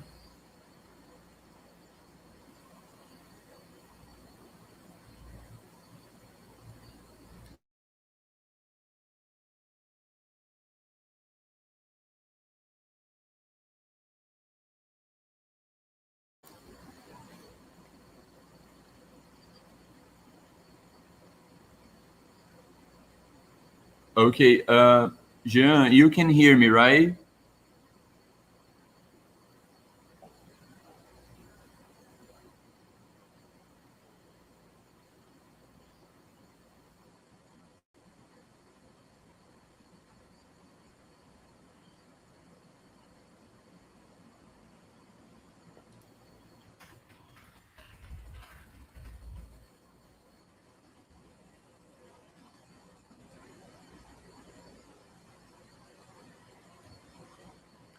Professor Jean-Guy from the Philosophy Department in Quebec, Montreal,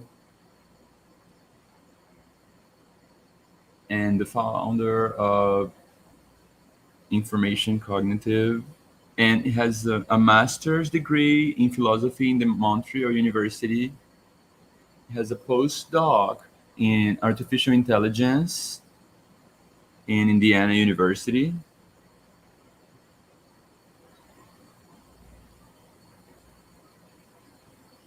He has a postdoc in philosophy in MIT. A postdoc in logics and philosophy in the University of California.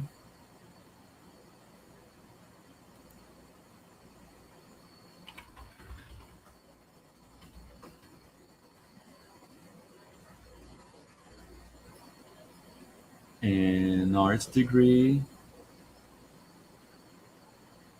He is also an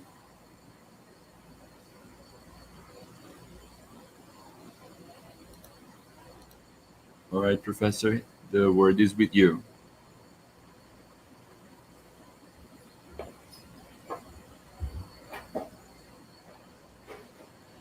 Vocês estão conseguindo ver minha tela?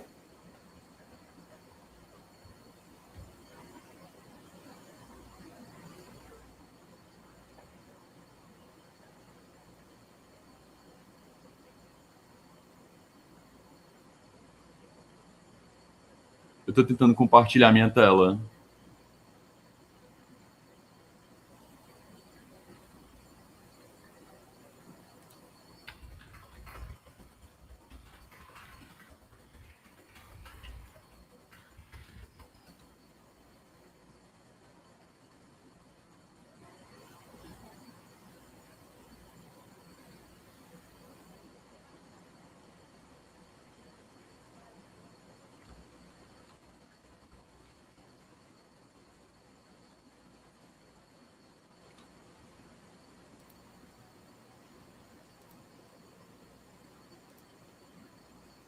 Então, eu estou pronto para começar.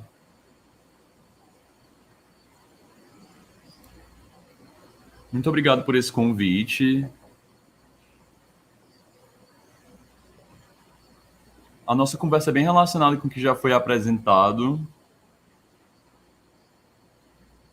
Eu perdi um pouco da tradução aqui e ali, mas é basicamente sobre o que já foi falado.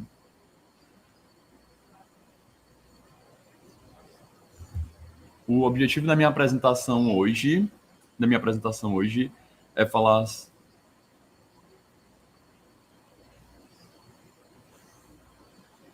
Bom, eu vou começar relembrando um pouco algumas definições sobre o que é a representação do conhecimento. Eu não vou ler todas as citações. Tem aqui na apresentação, depois eu vou deixar para vocês. Mas isso é sustentado por essas citações.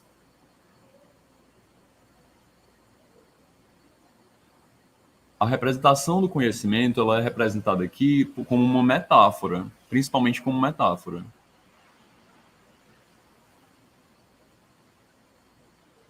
Essas representações do conhecimento estão na raiz do que é inteligência artificial. Então, ele vem sobre diferentes formatos e nomes. Rede de semântica, ontologia, lógica descritiva, ou modelos formais de gramática.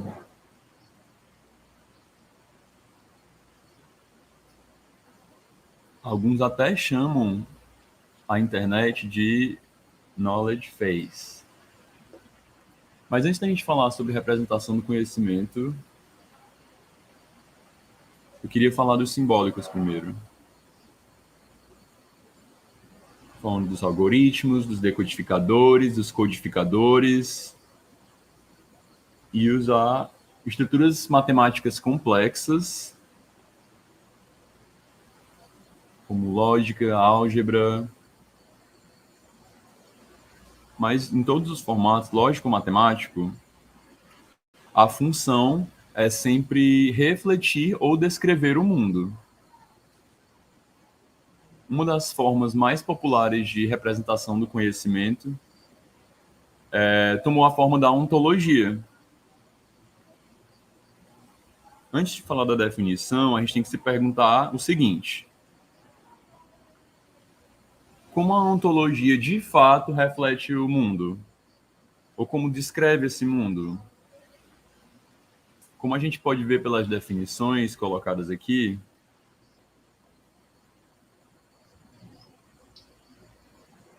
então alguns definem como um conjunto de conceitos.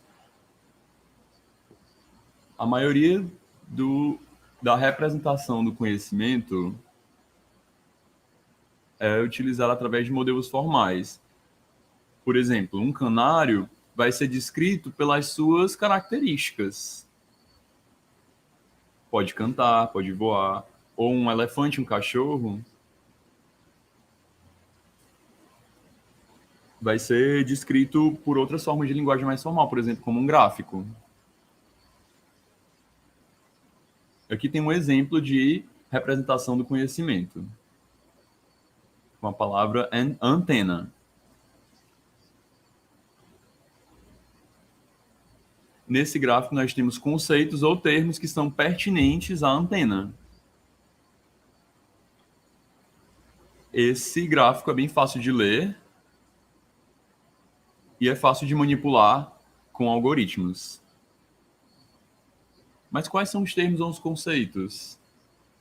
Aqui está um ótimo exemplo de uma ontologia dinâmica na representação do conhecimento. Essa daqui é mais matemática, né? Fala de um robô.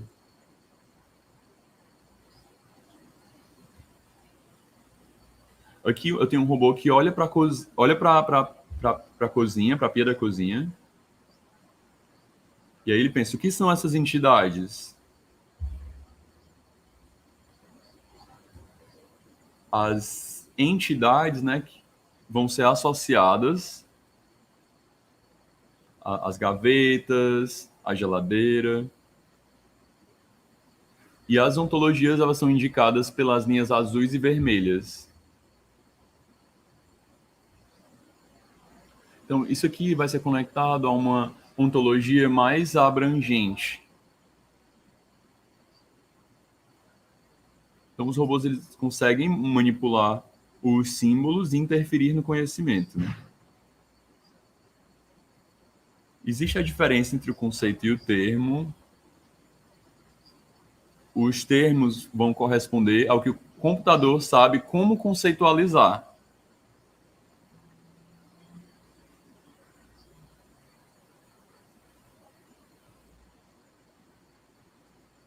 Então, são relacionados ao conhecimento comum do mundo ordinário, mundo comum.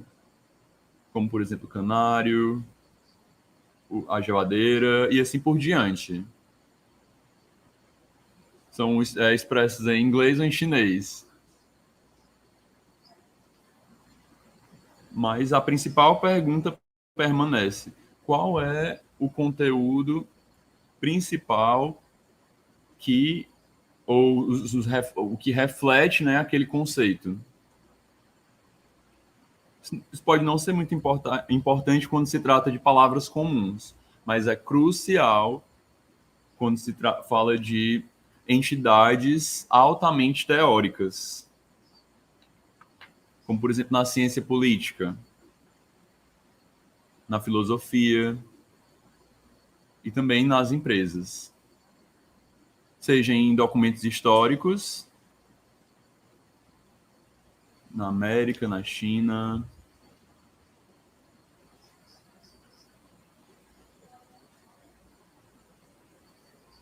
É a mesma coisa que lidar com termos ou conceitos.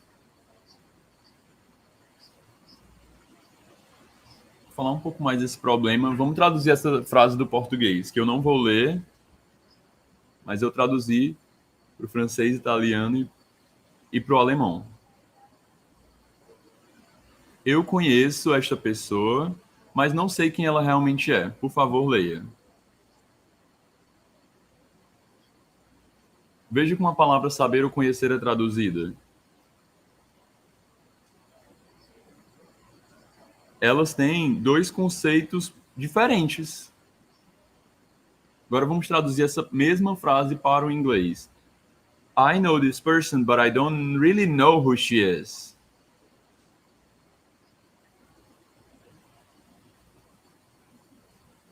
Eu conheço essa pessoa, mas não sei quem ela é.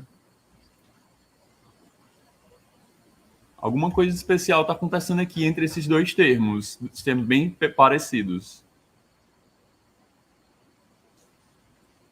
Então isso aqui não é pertinente apenas à semântica imediata.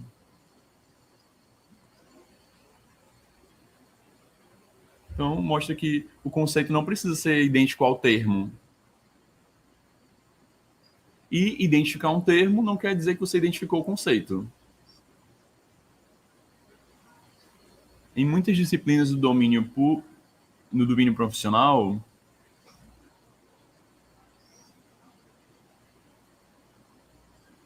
as entidades elas não são vistas como um termo, por exemplo, nas ciências humanas, estudando Aristóteles,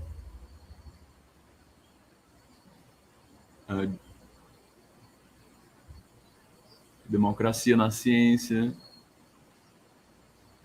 mas tudo acontece nas ciências naturais. Biologia tem o conceito da vida, caos na física e na matemática, consciência na neurociência. Então, no ramo profissional, nós estudamos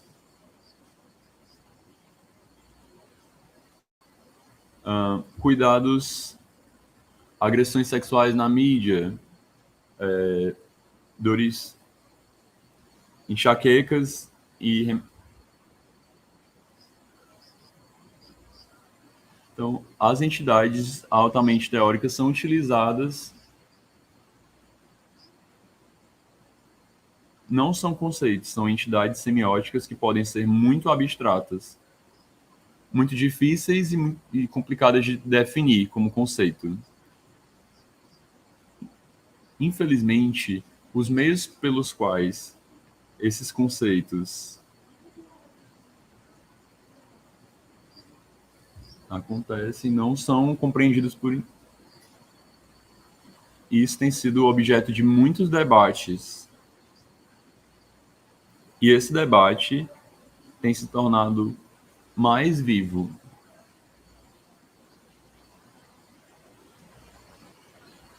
É um termo da representação do conhecimento,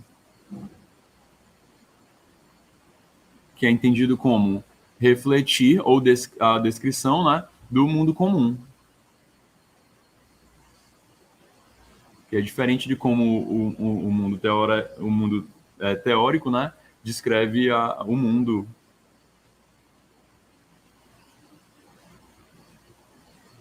Então, qual é o conteúdo conceitual? Bom, quando se trata de representação, nós vamos distinguir dois conceitos paradigmáticos. Um é epistêmico e o outro é linguístico. As principais partes aqui da visão epistêmica é resultado de operação mental, que pode distinguir modelos. Então, o primeiro é a visão do mentalista. É a mais clássica, já foi relacionada antes a muitos outros filósofos contemporâneos.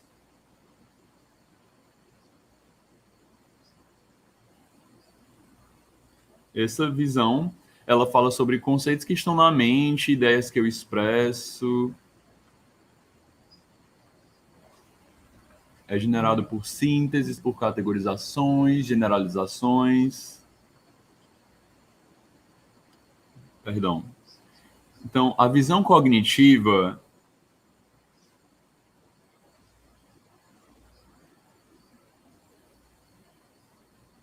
ele leva várias formas cognitivas, funções, são geradas pela incorporação. A terceira visão é a visão hermenêutica.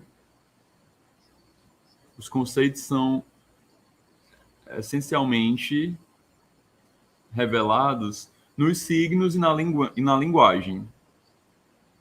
Não apenas no mundo, mas também nas frases e em textos completos, conversações, diálogos e assim por diante. Não são construídos, né, pelo indivíduo, mas pela sua cultura. Entender o mundo.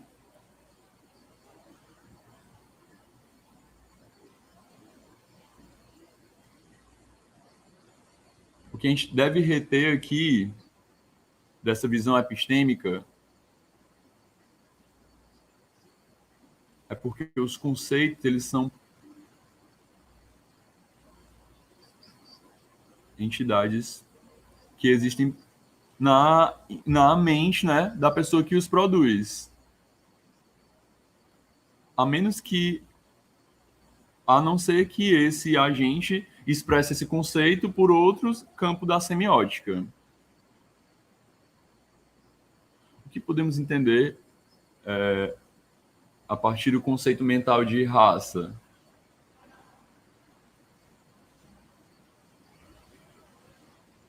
Será que eles não expressaram, né, nos seus escritos o que eles pensam sobre raça?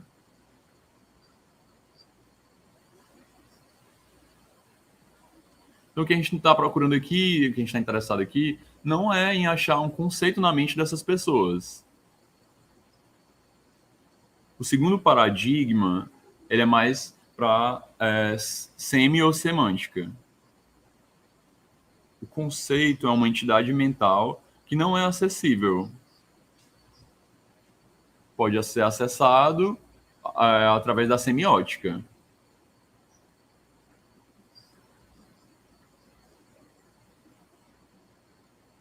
Por exemplo, o conceito de raça é expressado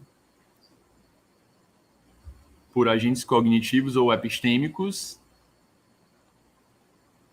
através da escolha em sua língua.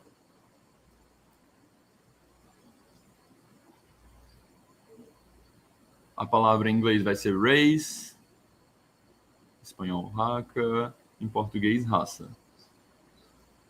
Podemos distinguir.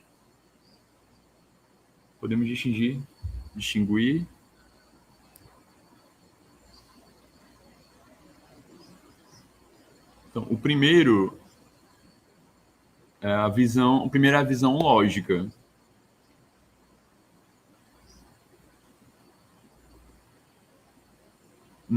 Pensando no significado do termo.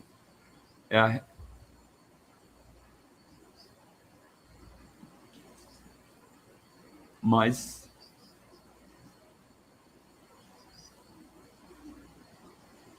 isso foi interpretado. Em outras palavras, aqui os conceitos são revisados pelo sentido extenso de um termo. Por exemplo, se aplicarmos isso à palavra raça, nós vamos ter um resultado.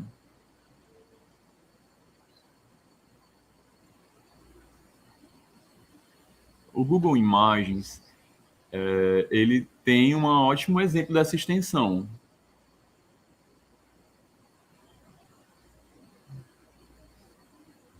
E aqui, um estudo teria que ser feito, né, para saber se vale para a mesma coisa hoje.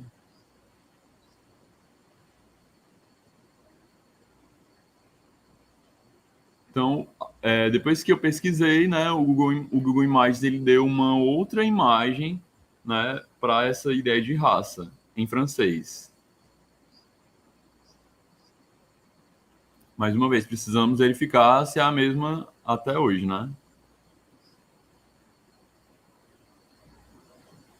Então, aqui há o problema no critério de busca. A gente pode ver aqui que o termo raça ou race não tem os mesmos critérios nos dois casos para identificar a extensão da palavra raça em francês.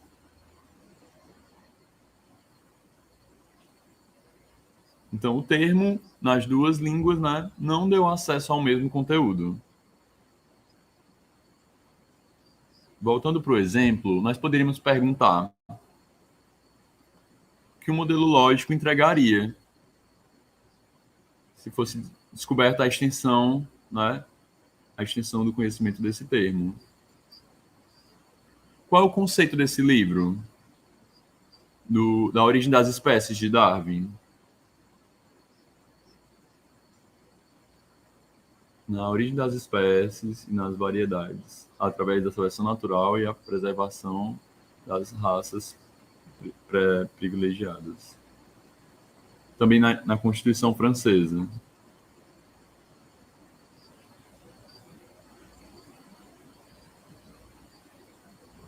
Na proposição de Heidegger, o mais interessante, ele raramente utiliza o termo race, raça.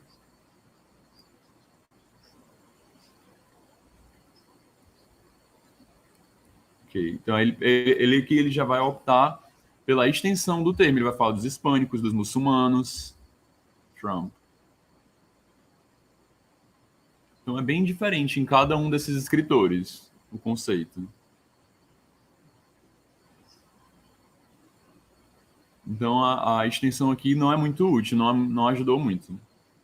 O segundo modelo linguístico é a visão analítica semântica.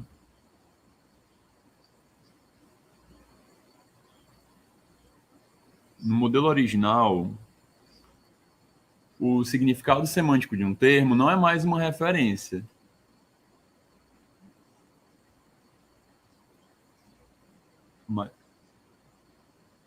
E aí foi chamado a intenção.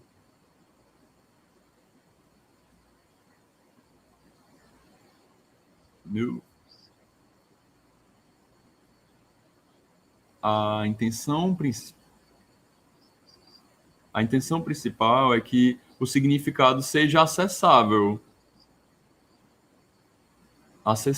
né? Que seja acessível ao público.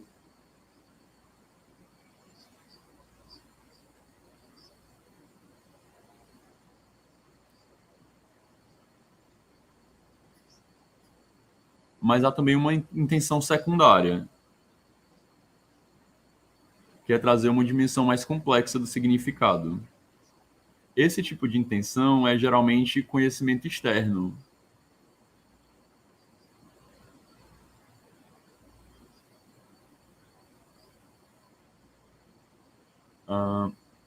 Pense na palavra epidêmico ou epidemiologia. Muitas pessoas conhecem a intenção primária dessa palavra.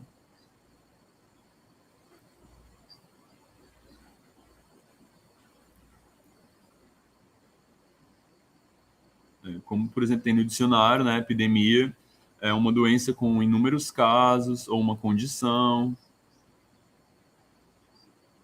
Essa é a definição léxica, ou a intenção primária. Mas como agora temos diversas disseminações de conhecimento, há uma intenção secundária muito mais rica.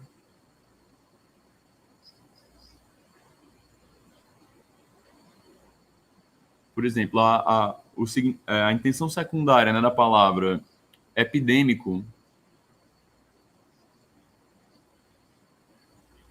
tem uma forma, tem um método de disseminação, um meio de disseminação. Todas essas características pertencem ao conhecimento conceitual e às intenções secundárias e não são o significado léxico do termo, mas são resultados da exploração do conceito da palavra.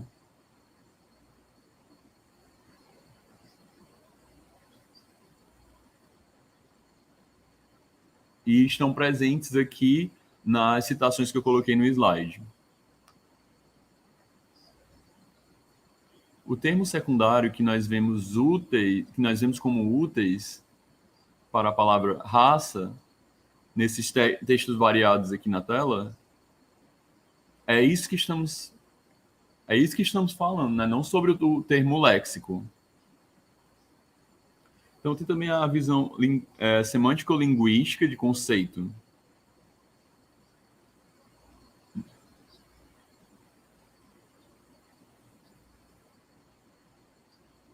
O sentido aqui ele não é compreendido da mesma forma. Essa visão linguística vai distinguir significado e sentido. Aqui, os conceitos não são fundamentais para a definição do léxico.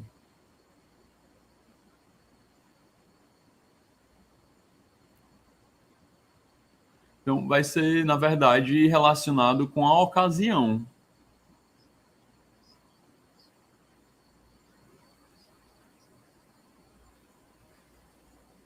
Por exemplo, a palavra tomate. Esse termo tem um significado léxico e é conhecido pela população na fala coloquial.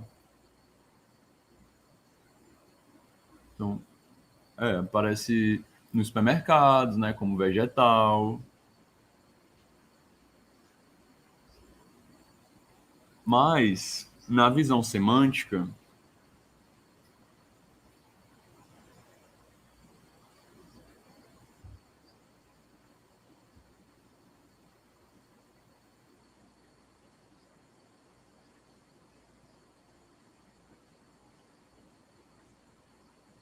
o conceito aqui tem uma visão profunda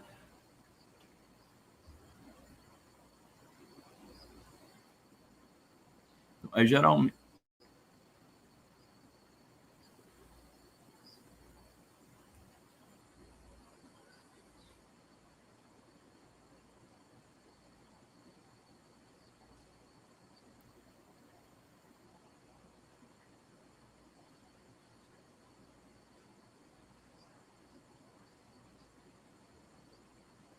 Ok, então, em se tratando de representar os conceitos no termo raça aqui desses autores, não estamos estudando as extensões nem as definições léxicas dessas palavras.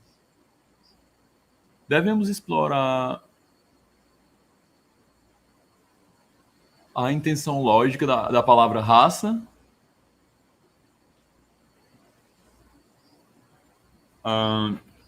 características fisiológicas, biológicas,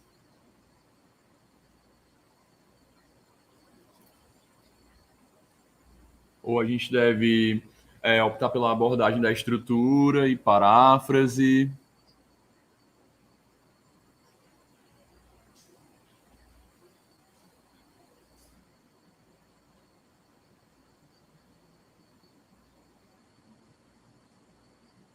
Ou a gente deve explorar o cognitivo léxico da palavra raça e ver como cada autor fala sobre o seu conceito, né, dentro do conceito léxico. Se estamos tomando tempo para falar desses dois paradigmas,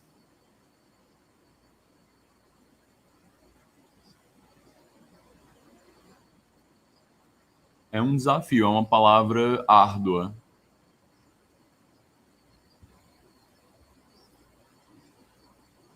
Mas se esse é o caso, então a extração e a representação dos conceitos vão requerer uma extração de muitos conceitos. Isso não pode apenas depender das extensões de um termo.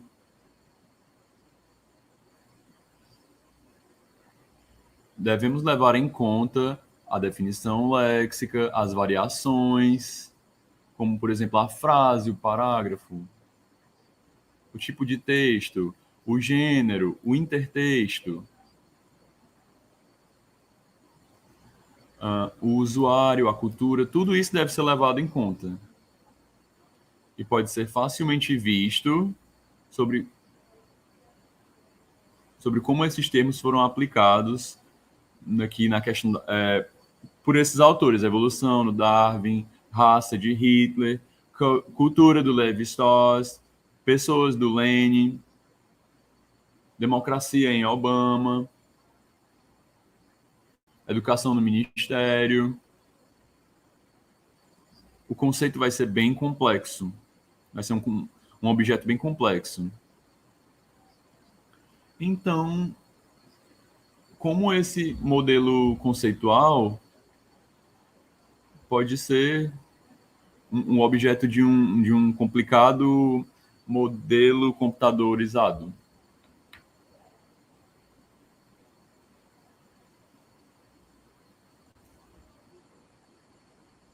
Que tipo de abordagem no computador nós podemos ter para poder... A gente vamos dar uma olhada aqui, ver alguns exemplos, para te dar uma pista de como é possível ajudar nas explorações de conceito.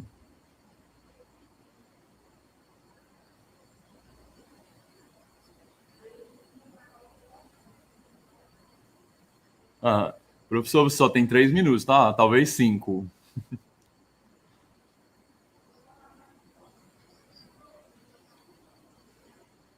Isso pode ser ajudado pela classificação matemática, pela classificação e pelos modelos matemáticos. Eu vou aqui mais rápido.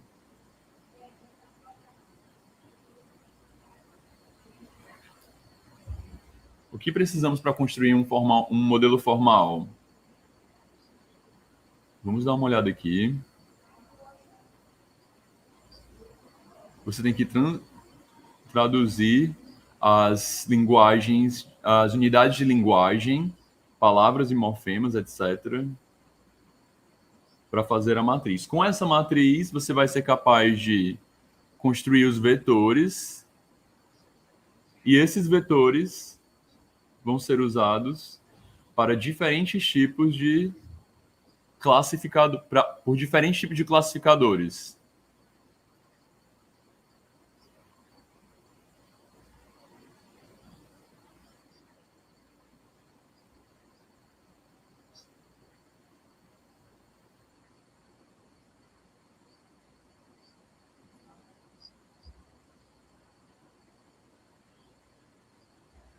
E fazer uma visualização de todas as palavras de seus segmentos. Vou te dar alguns exemplos agora, do que eu já tenho feito por anos, né?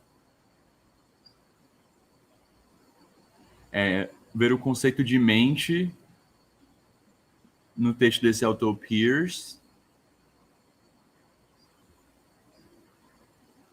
Eu extraí parte do texto, ou concordância,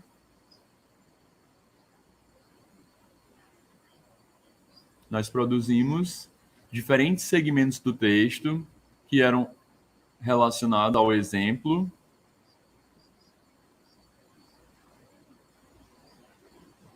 segmentos sobre perda de mente, lei da mente.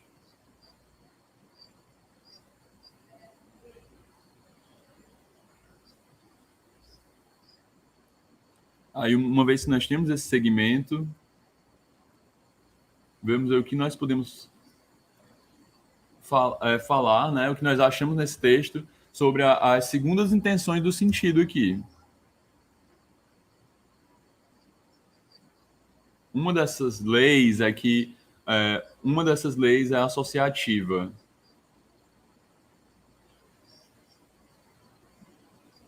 Aqui está a mesma coisa para o conceito de mente visto no sistema semiótico. Tem muitos significados para a mente, a metafísica e para a psicologia. Então, o significado se relaciona à estrutura semiótica, ao processo semiótico e assim por diante. A mente é consciência. A consciência sendo um atributo essencial da mente, não é uma entidade, contém sentimento e vontade própria. Vontade e conhecimento. Aqui está representado num gráfico a aplicação a Descartes no âmbito físico, no âmbito metafísico, no âmbito da matemática e da física. Aqui está o conceito de Darwin em evolução.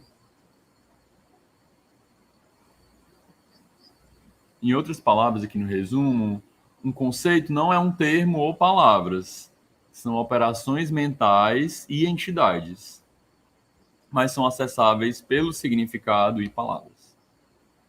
O significado é complexo.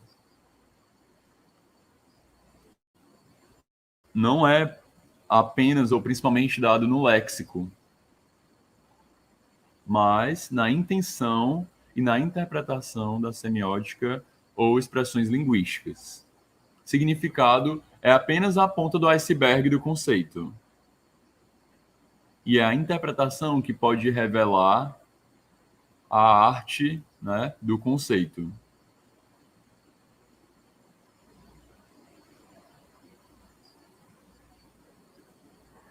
Por exemplo, a palavra amor, de Shakespeare.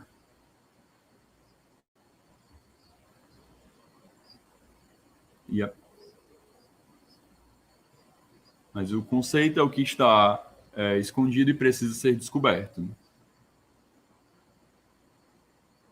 Nós somos confrontados a estudar conceito com tecnologias muito complicadas. Complexas.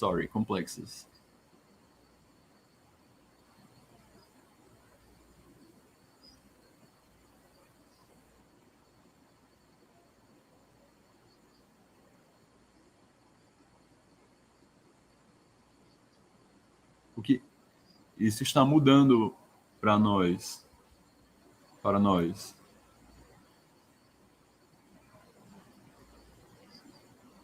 A forma que temos encontrado é usar o computador para poder assistir e extrair conceitos para a representação de conhecimento. Muito obrigado.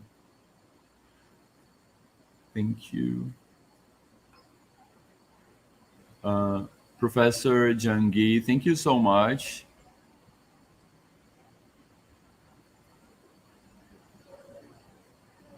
There will be a moment now for the questions. Thank you.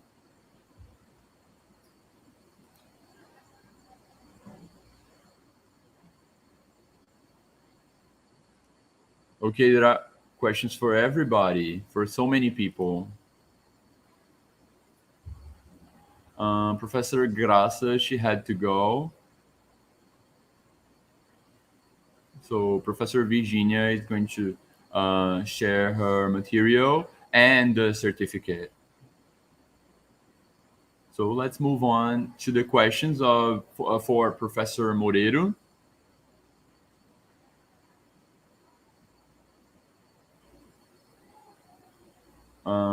Having in mind folksonomy. Is it possible to develop methodology for storing and using?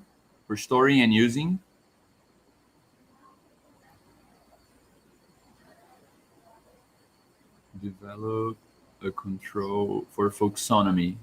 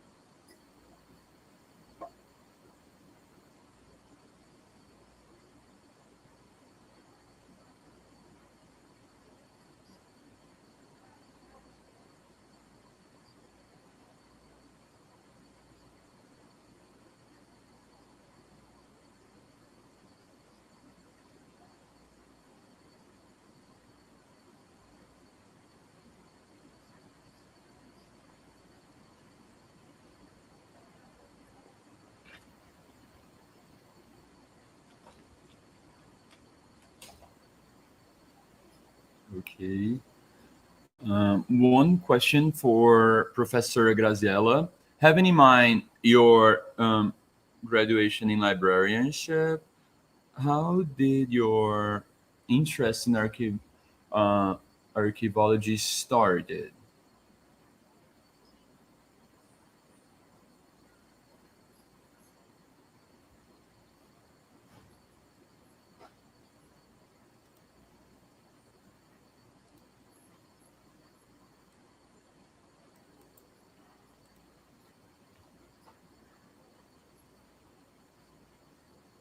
So this interest to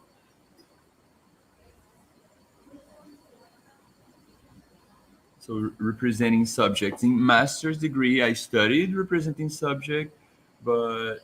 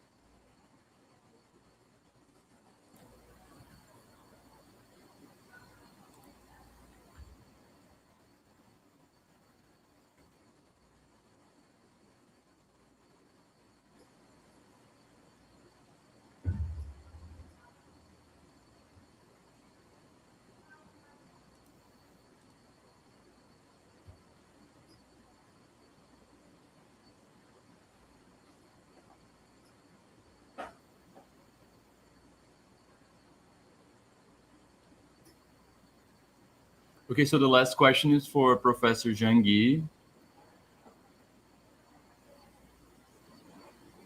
How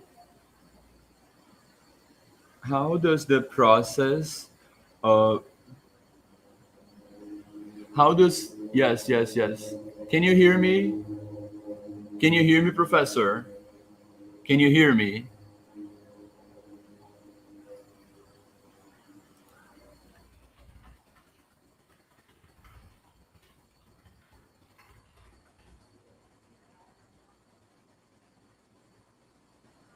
Can you hear me, Professor? Yes. Okay. So, how does the process of representation take place in the cerebral cortex? Yes. Yes. Can you hear me now? I'm translating. How does the okay? So, how does the process of representation takes place in the cerebral cortex? How does the information how do the information is assimilated through the vision?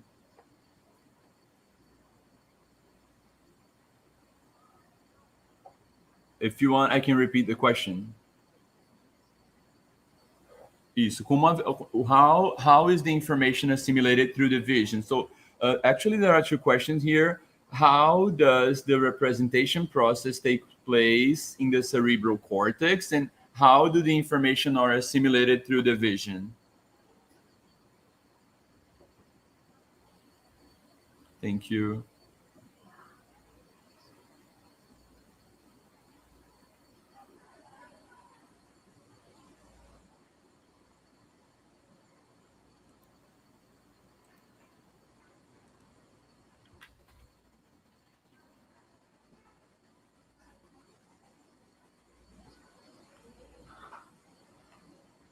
Então, eu não posso responder tal pergunta, Deus deu a resposta dessa pergunta, eu posso refletir sobre isso. Mas, por exemplo, lá no exemplo do computador e do robô, você tem um robô olhando para um objeto. O processo aí não é no córtex.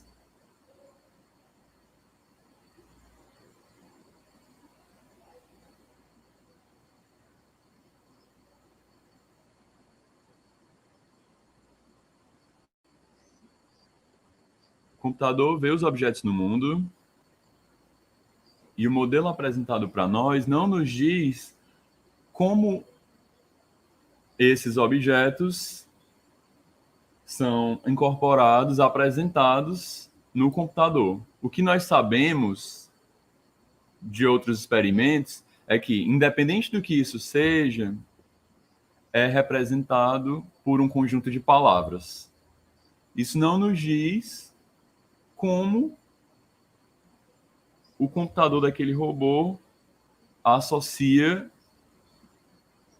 o mesmo problema acontece na neurociência. Nós assimilamos os objetos vistos no mundo, sabemos que o cérebro tem um conjunto de dinâmica de comunicação e informação, mas o que não sabemos é como o nome do objeto será assimilado. Não é a mesma coisa. O objeto no mundo e capturar isso pelos seus olhos.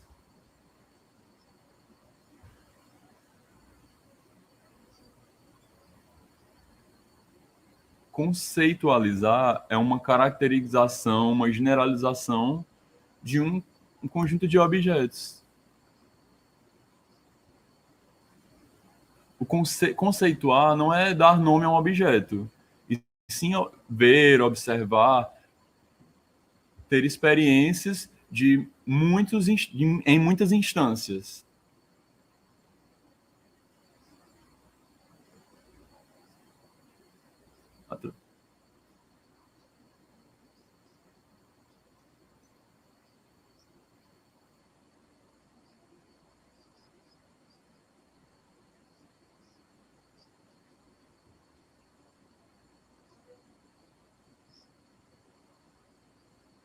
Então, como o cérebro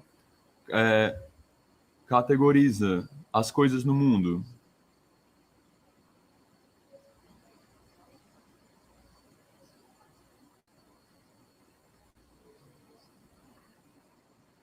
Mas representação conceitual não é uma força do indivíduo, é um tipo de síntese generalizada de diferentes experiências. O segundo problema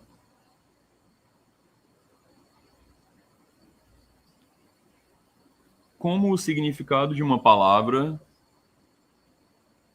se relaciona a esse processo altamente complexo de categorização, chamamos de conceito. Não posso responder isso. O que nós estivemos trabalhando, né, trabalhando em cima com linguistas e psicólogos, nós temos palavras, sentidos e temos relações entre um conceito possível. Todos nós sabemos o que a palavra raça significa. Ou uma fruta, ou uma banana, é um significado que nós compartilhamos. Mas nós vemos isso em vários livros, em todos esses livros. O termo raça tem um conceito que é como um iceberg. Tem muito mais por baixo. E o conceito de Heidegger é maravilhoso sobre isso. Porque ele entende a raça em relação à cultura.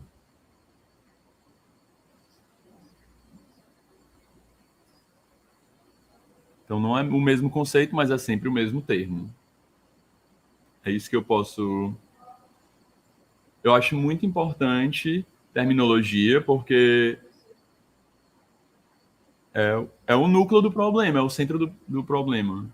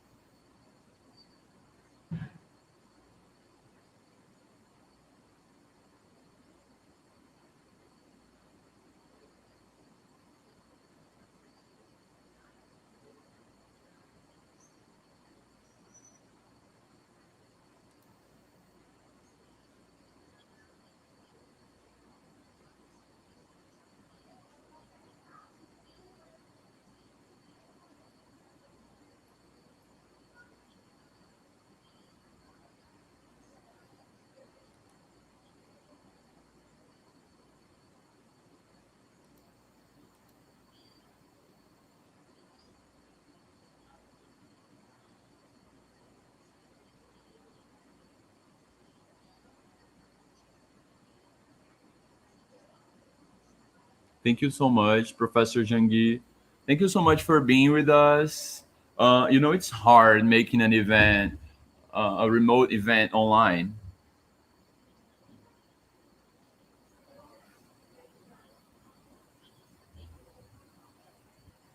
So we are not synchronized because we don't have a chance to be with each other, and this means synchronicity.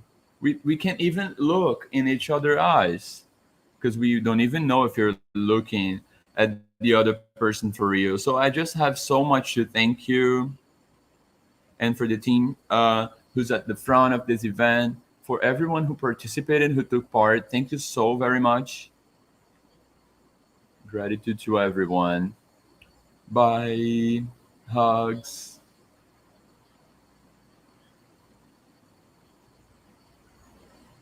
Soon enough, we'll be in person.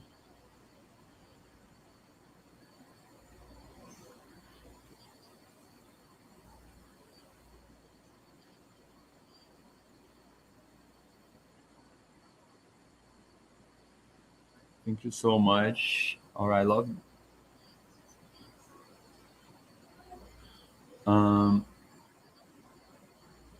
I'm gonna. If the professors would like to make their final considerations, okay, so we can just start the raffle of the books.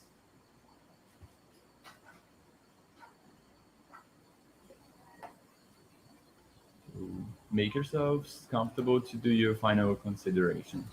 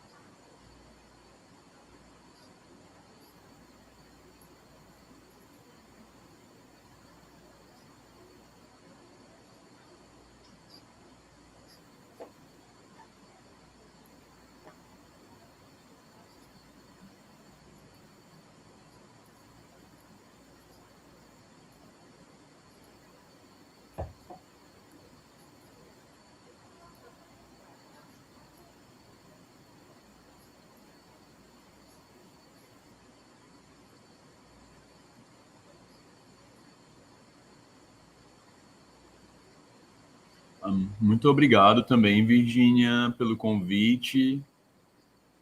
Foi ótimo fazer uma síntese do meu trabalho. sobre essa questão, né, da terminologia, da representação do conhecimento. Eu acho que esse tópico é muito importante.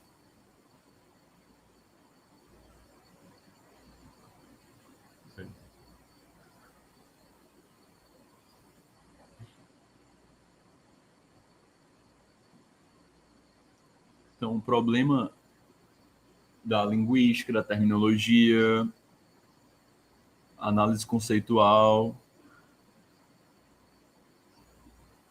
Então, a gente vai se tornar mais desafiador com as novas coisas que têm aparecido.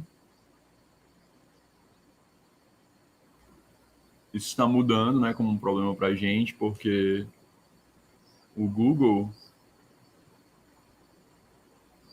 tem milhões de linhas de acesso.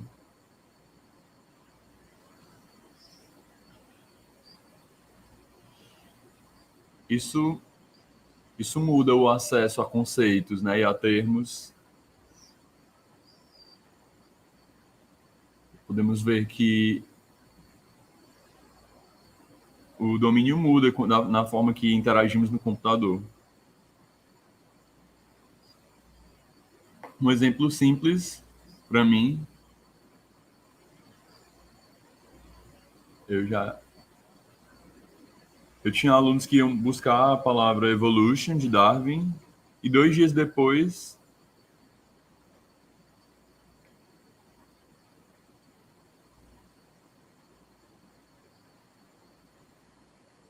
na época de Darwin tinha 5 mil artigos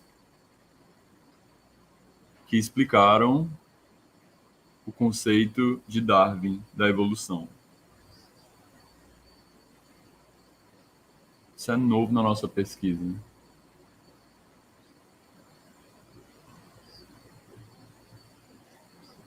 Então,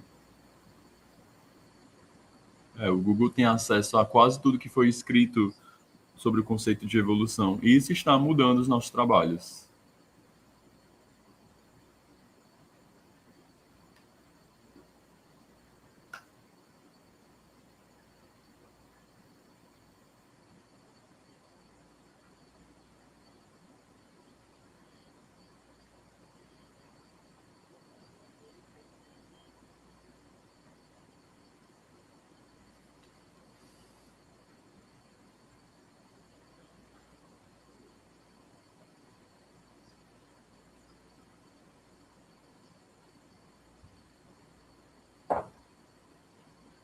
Thank you.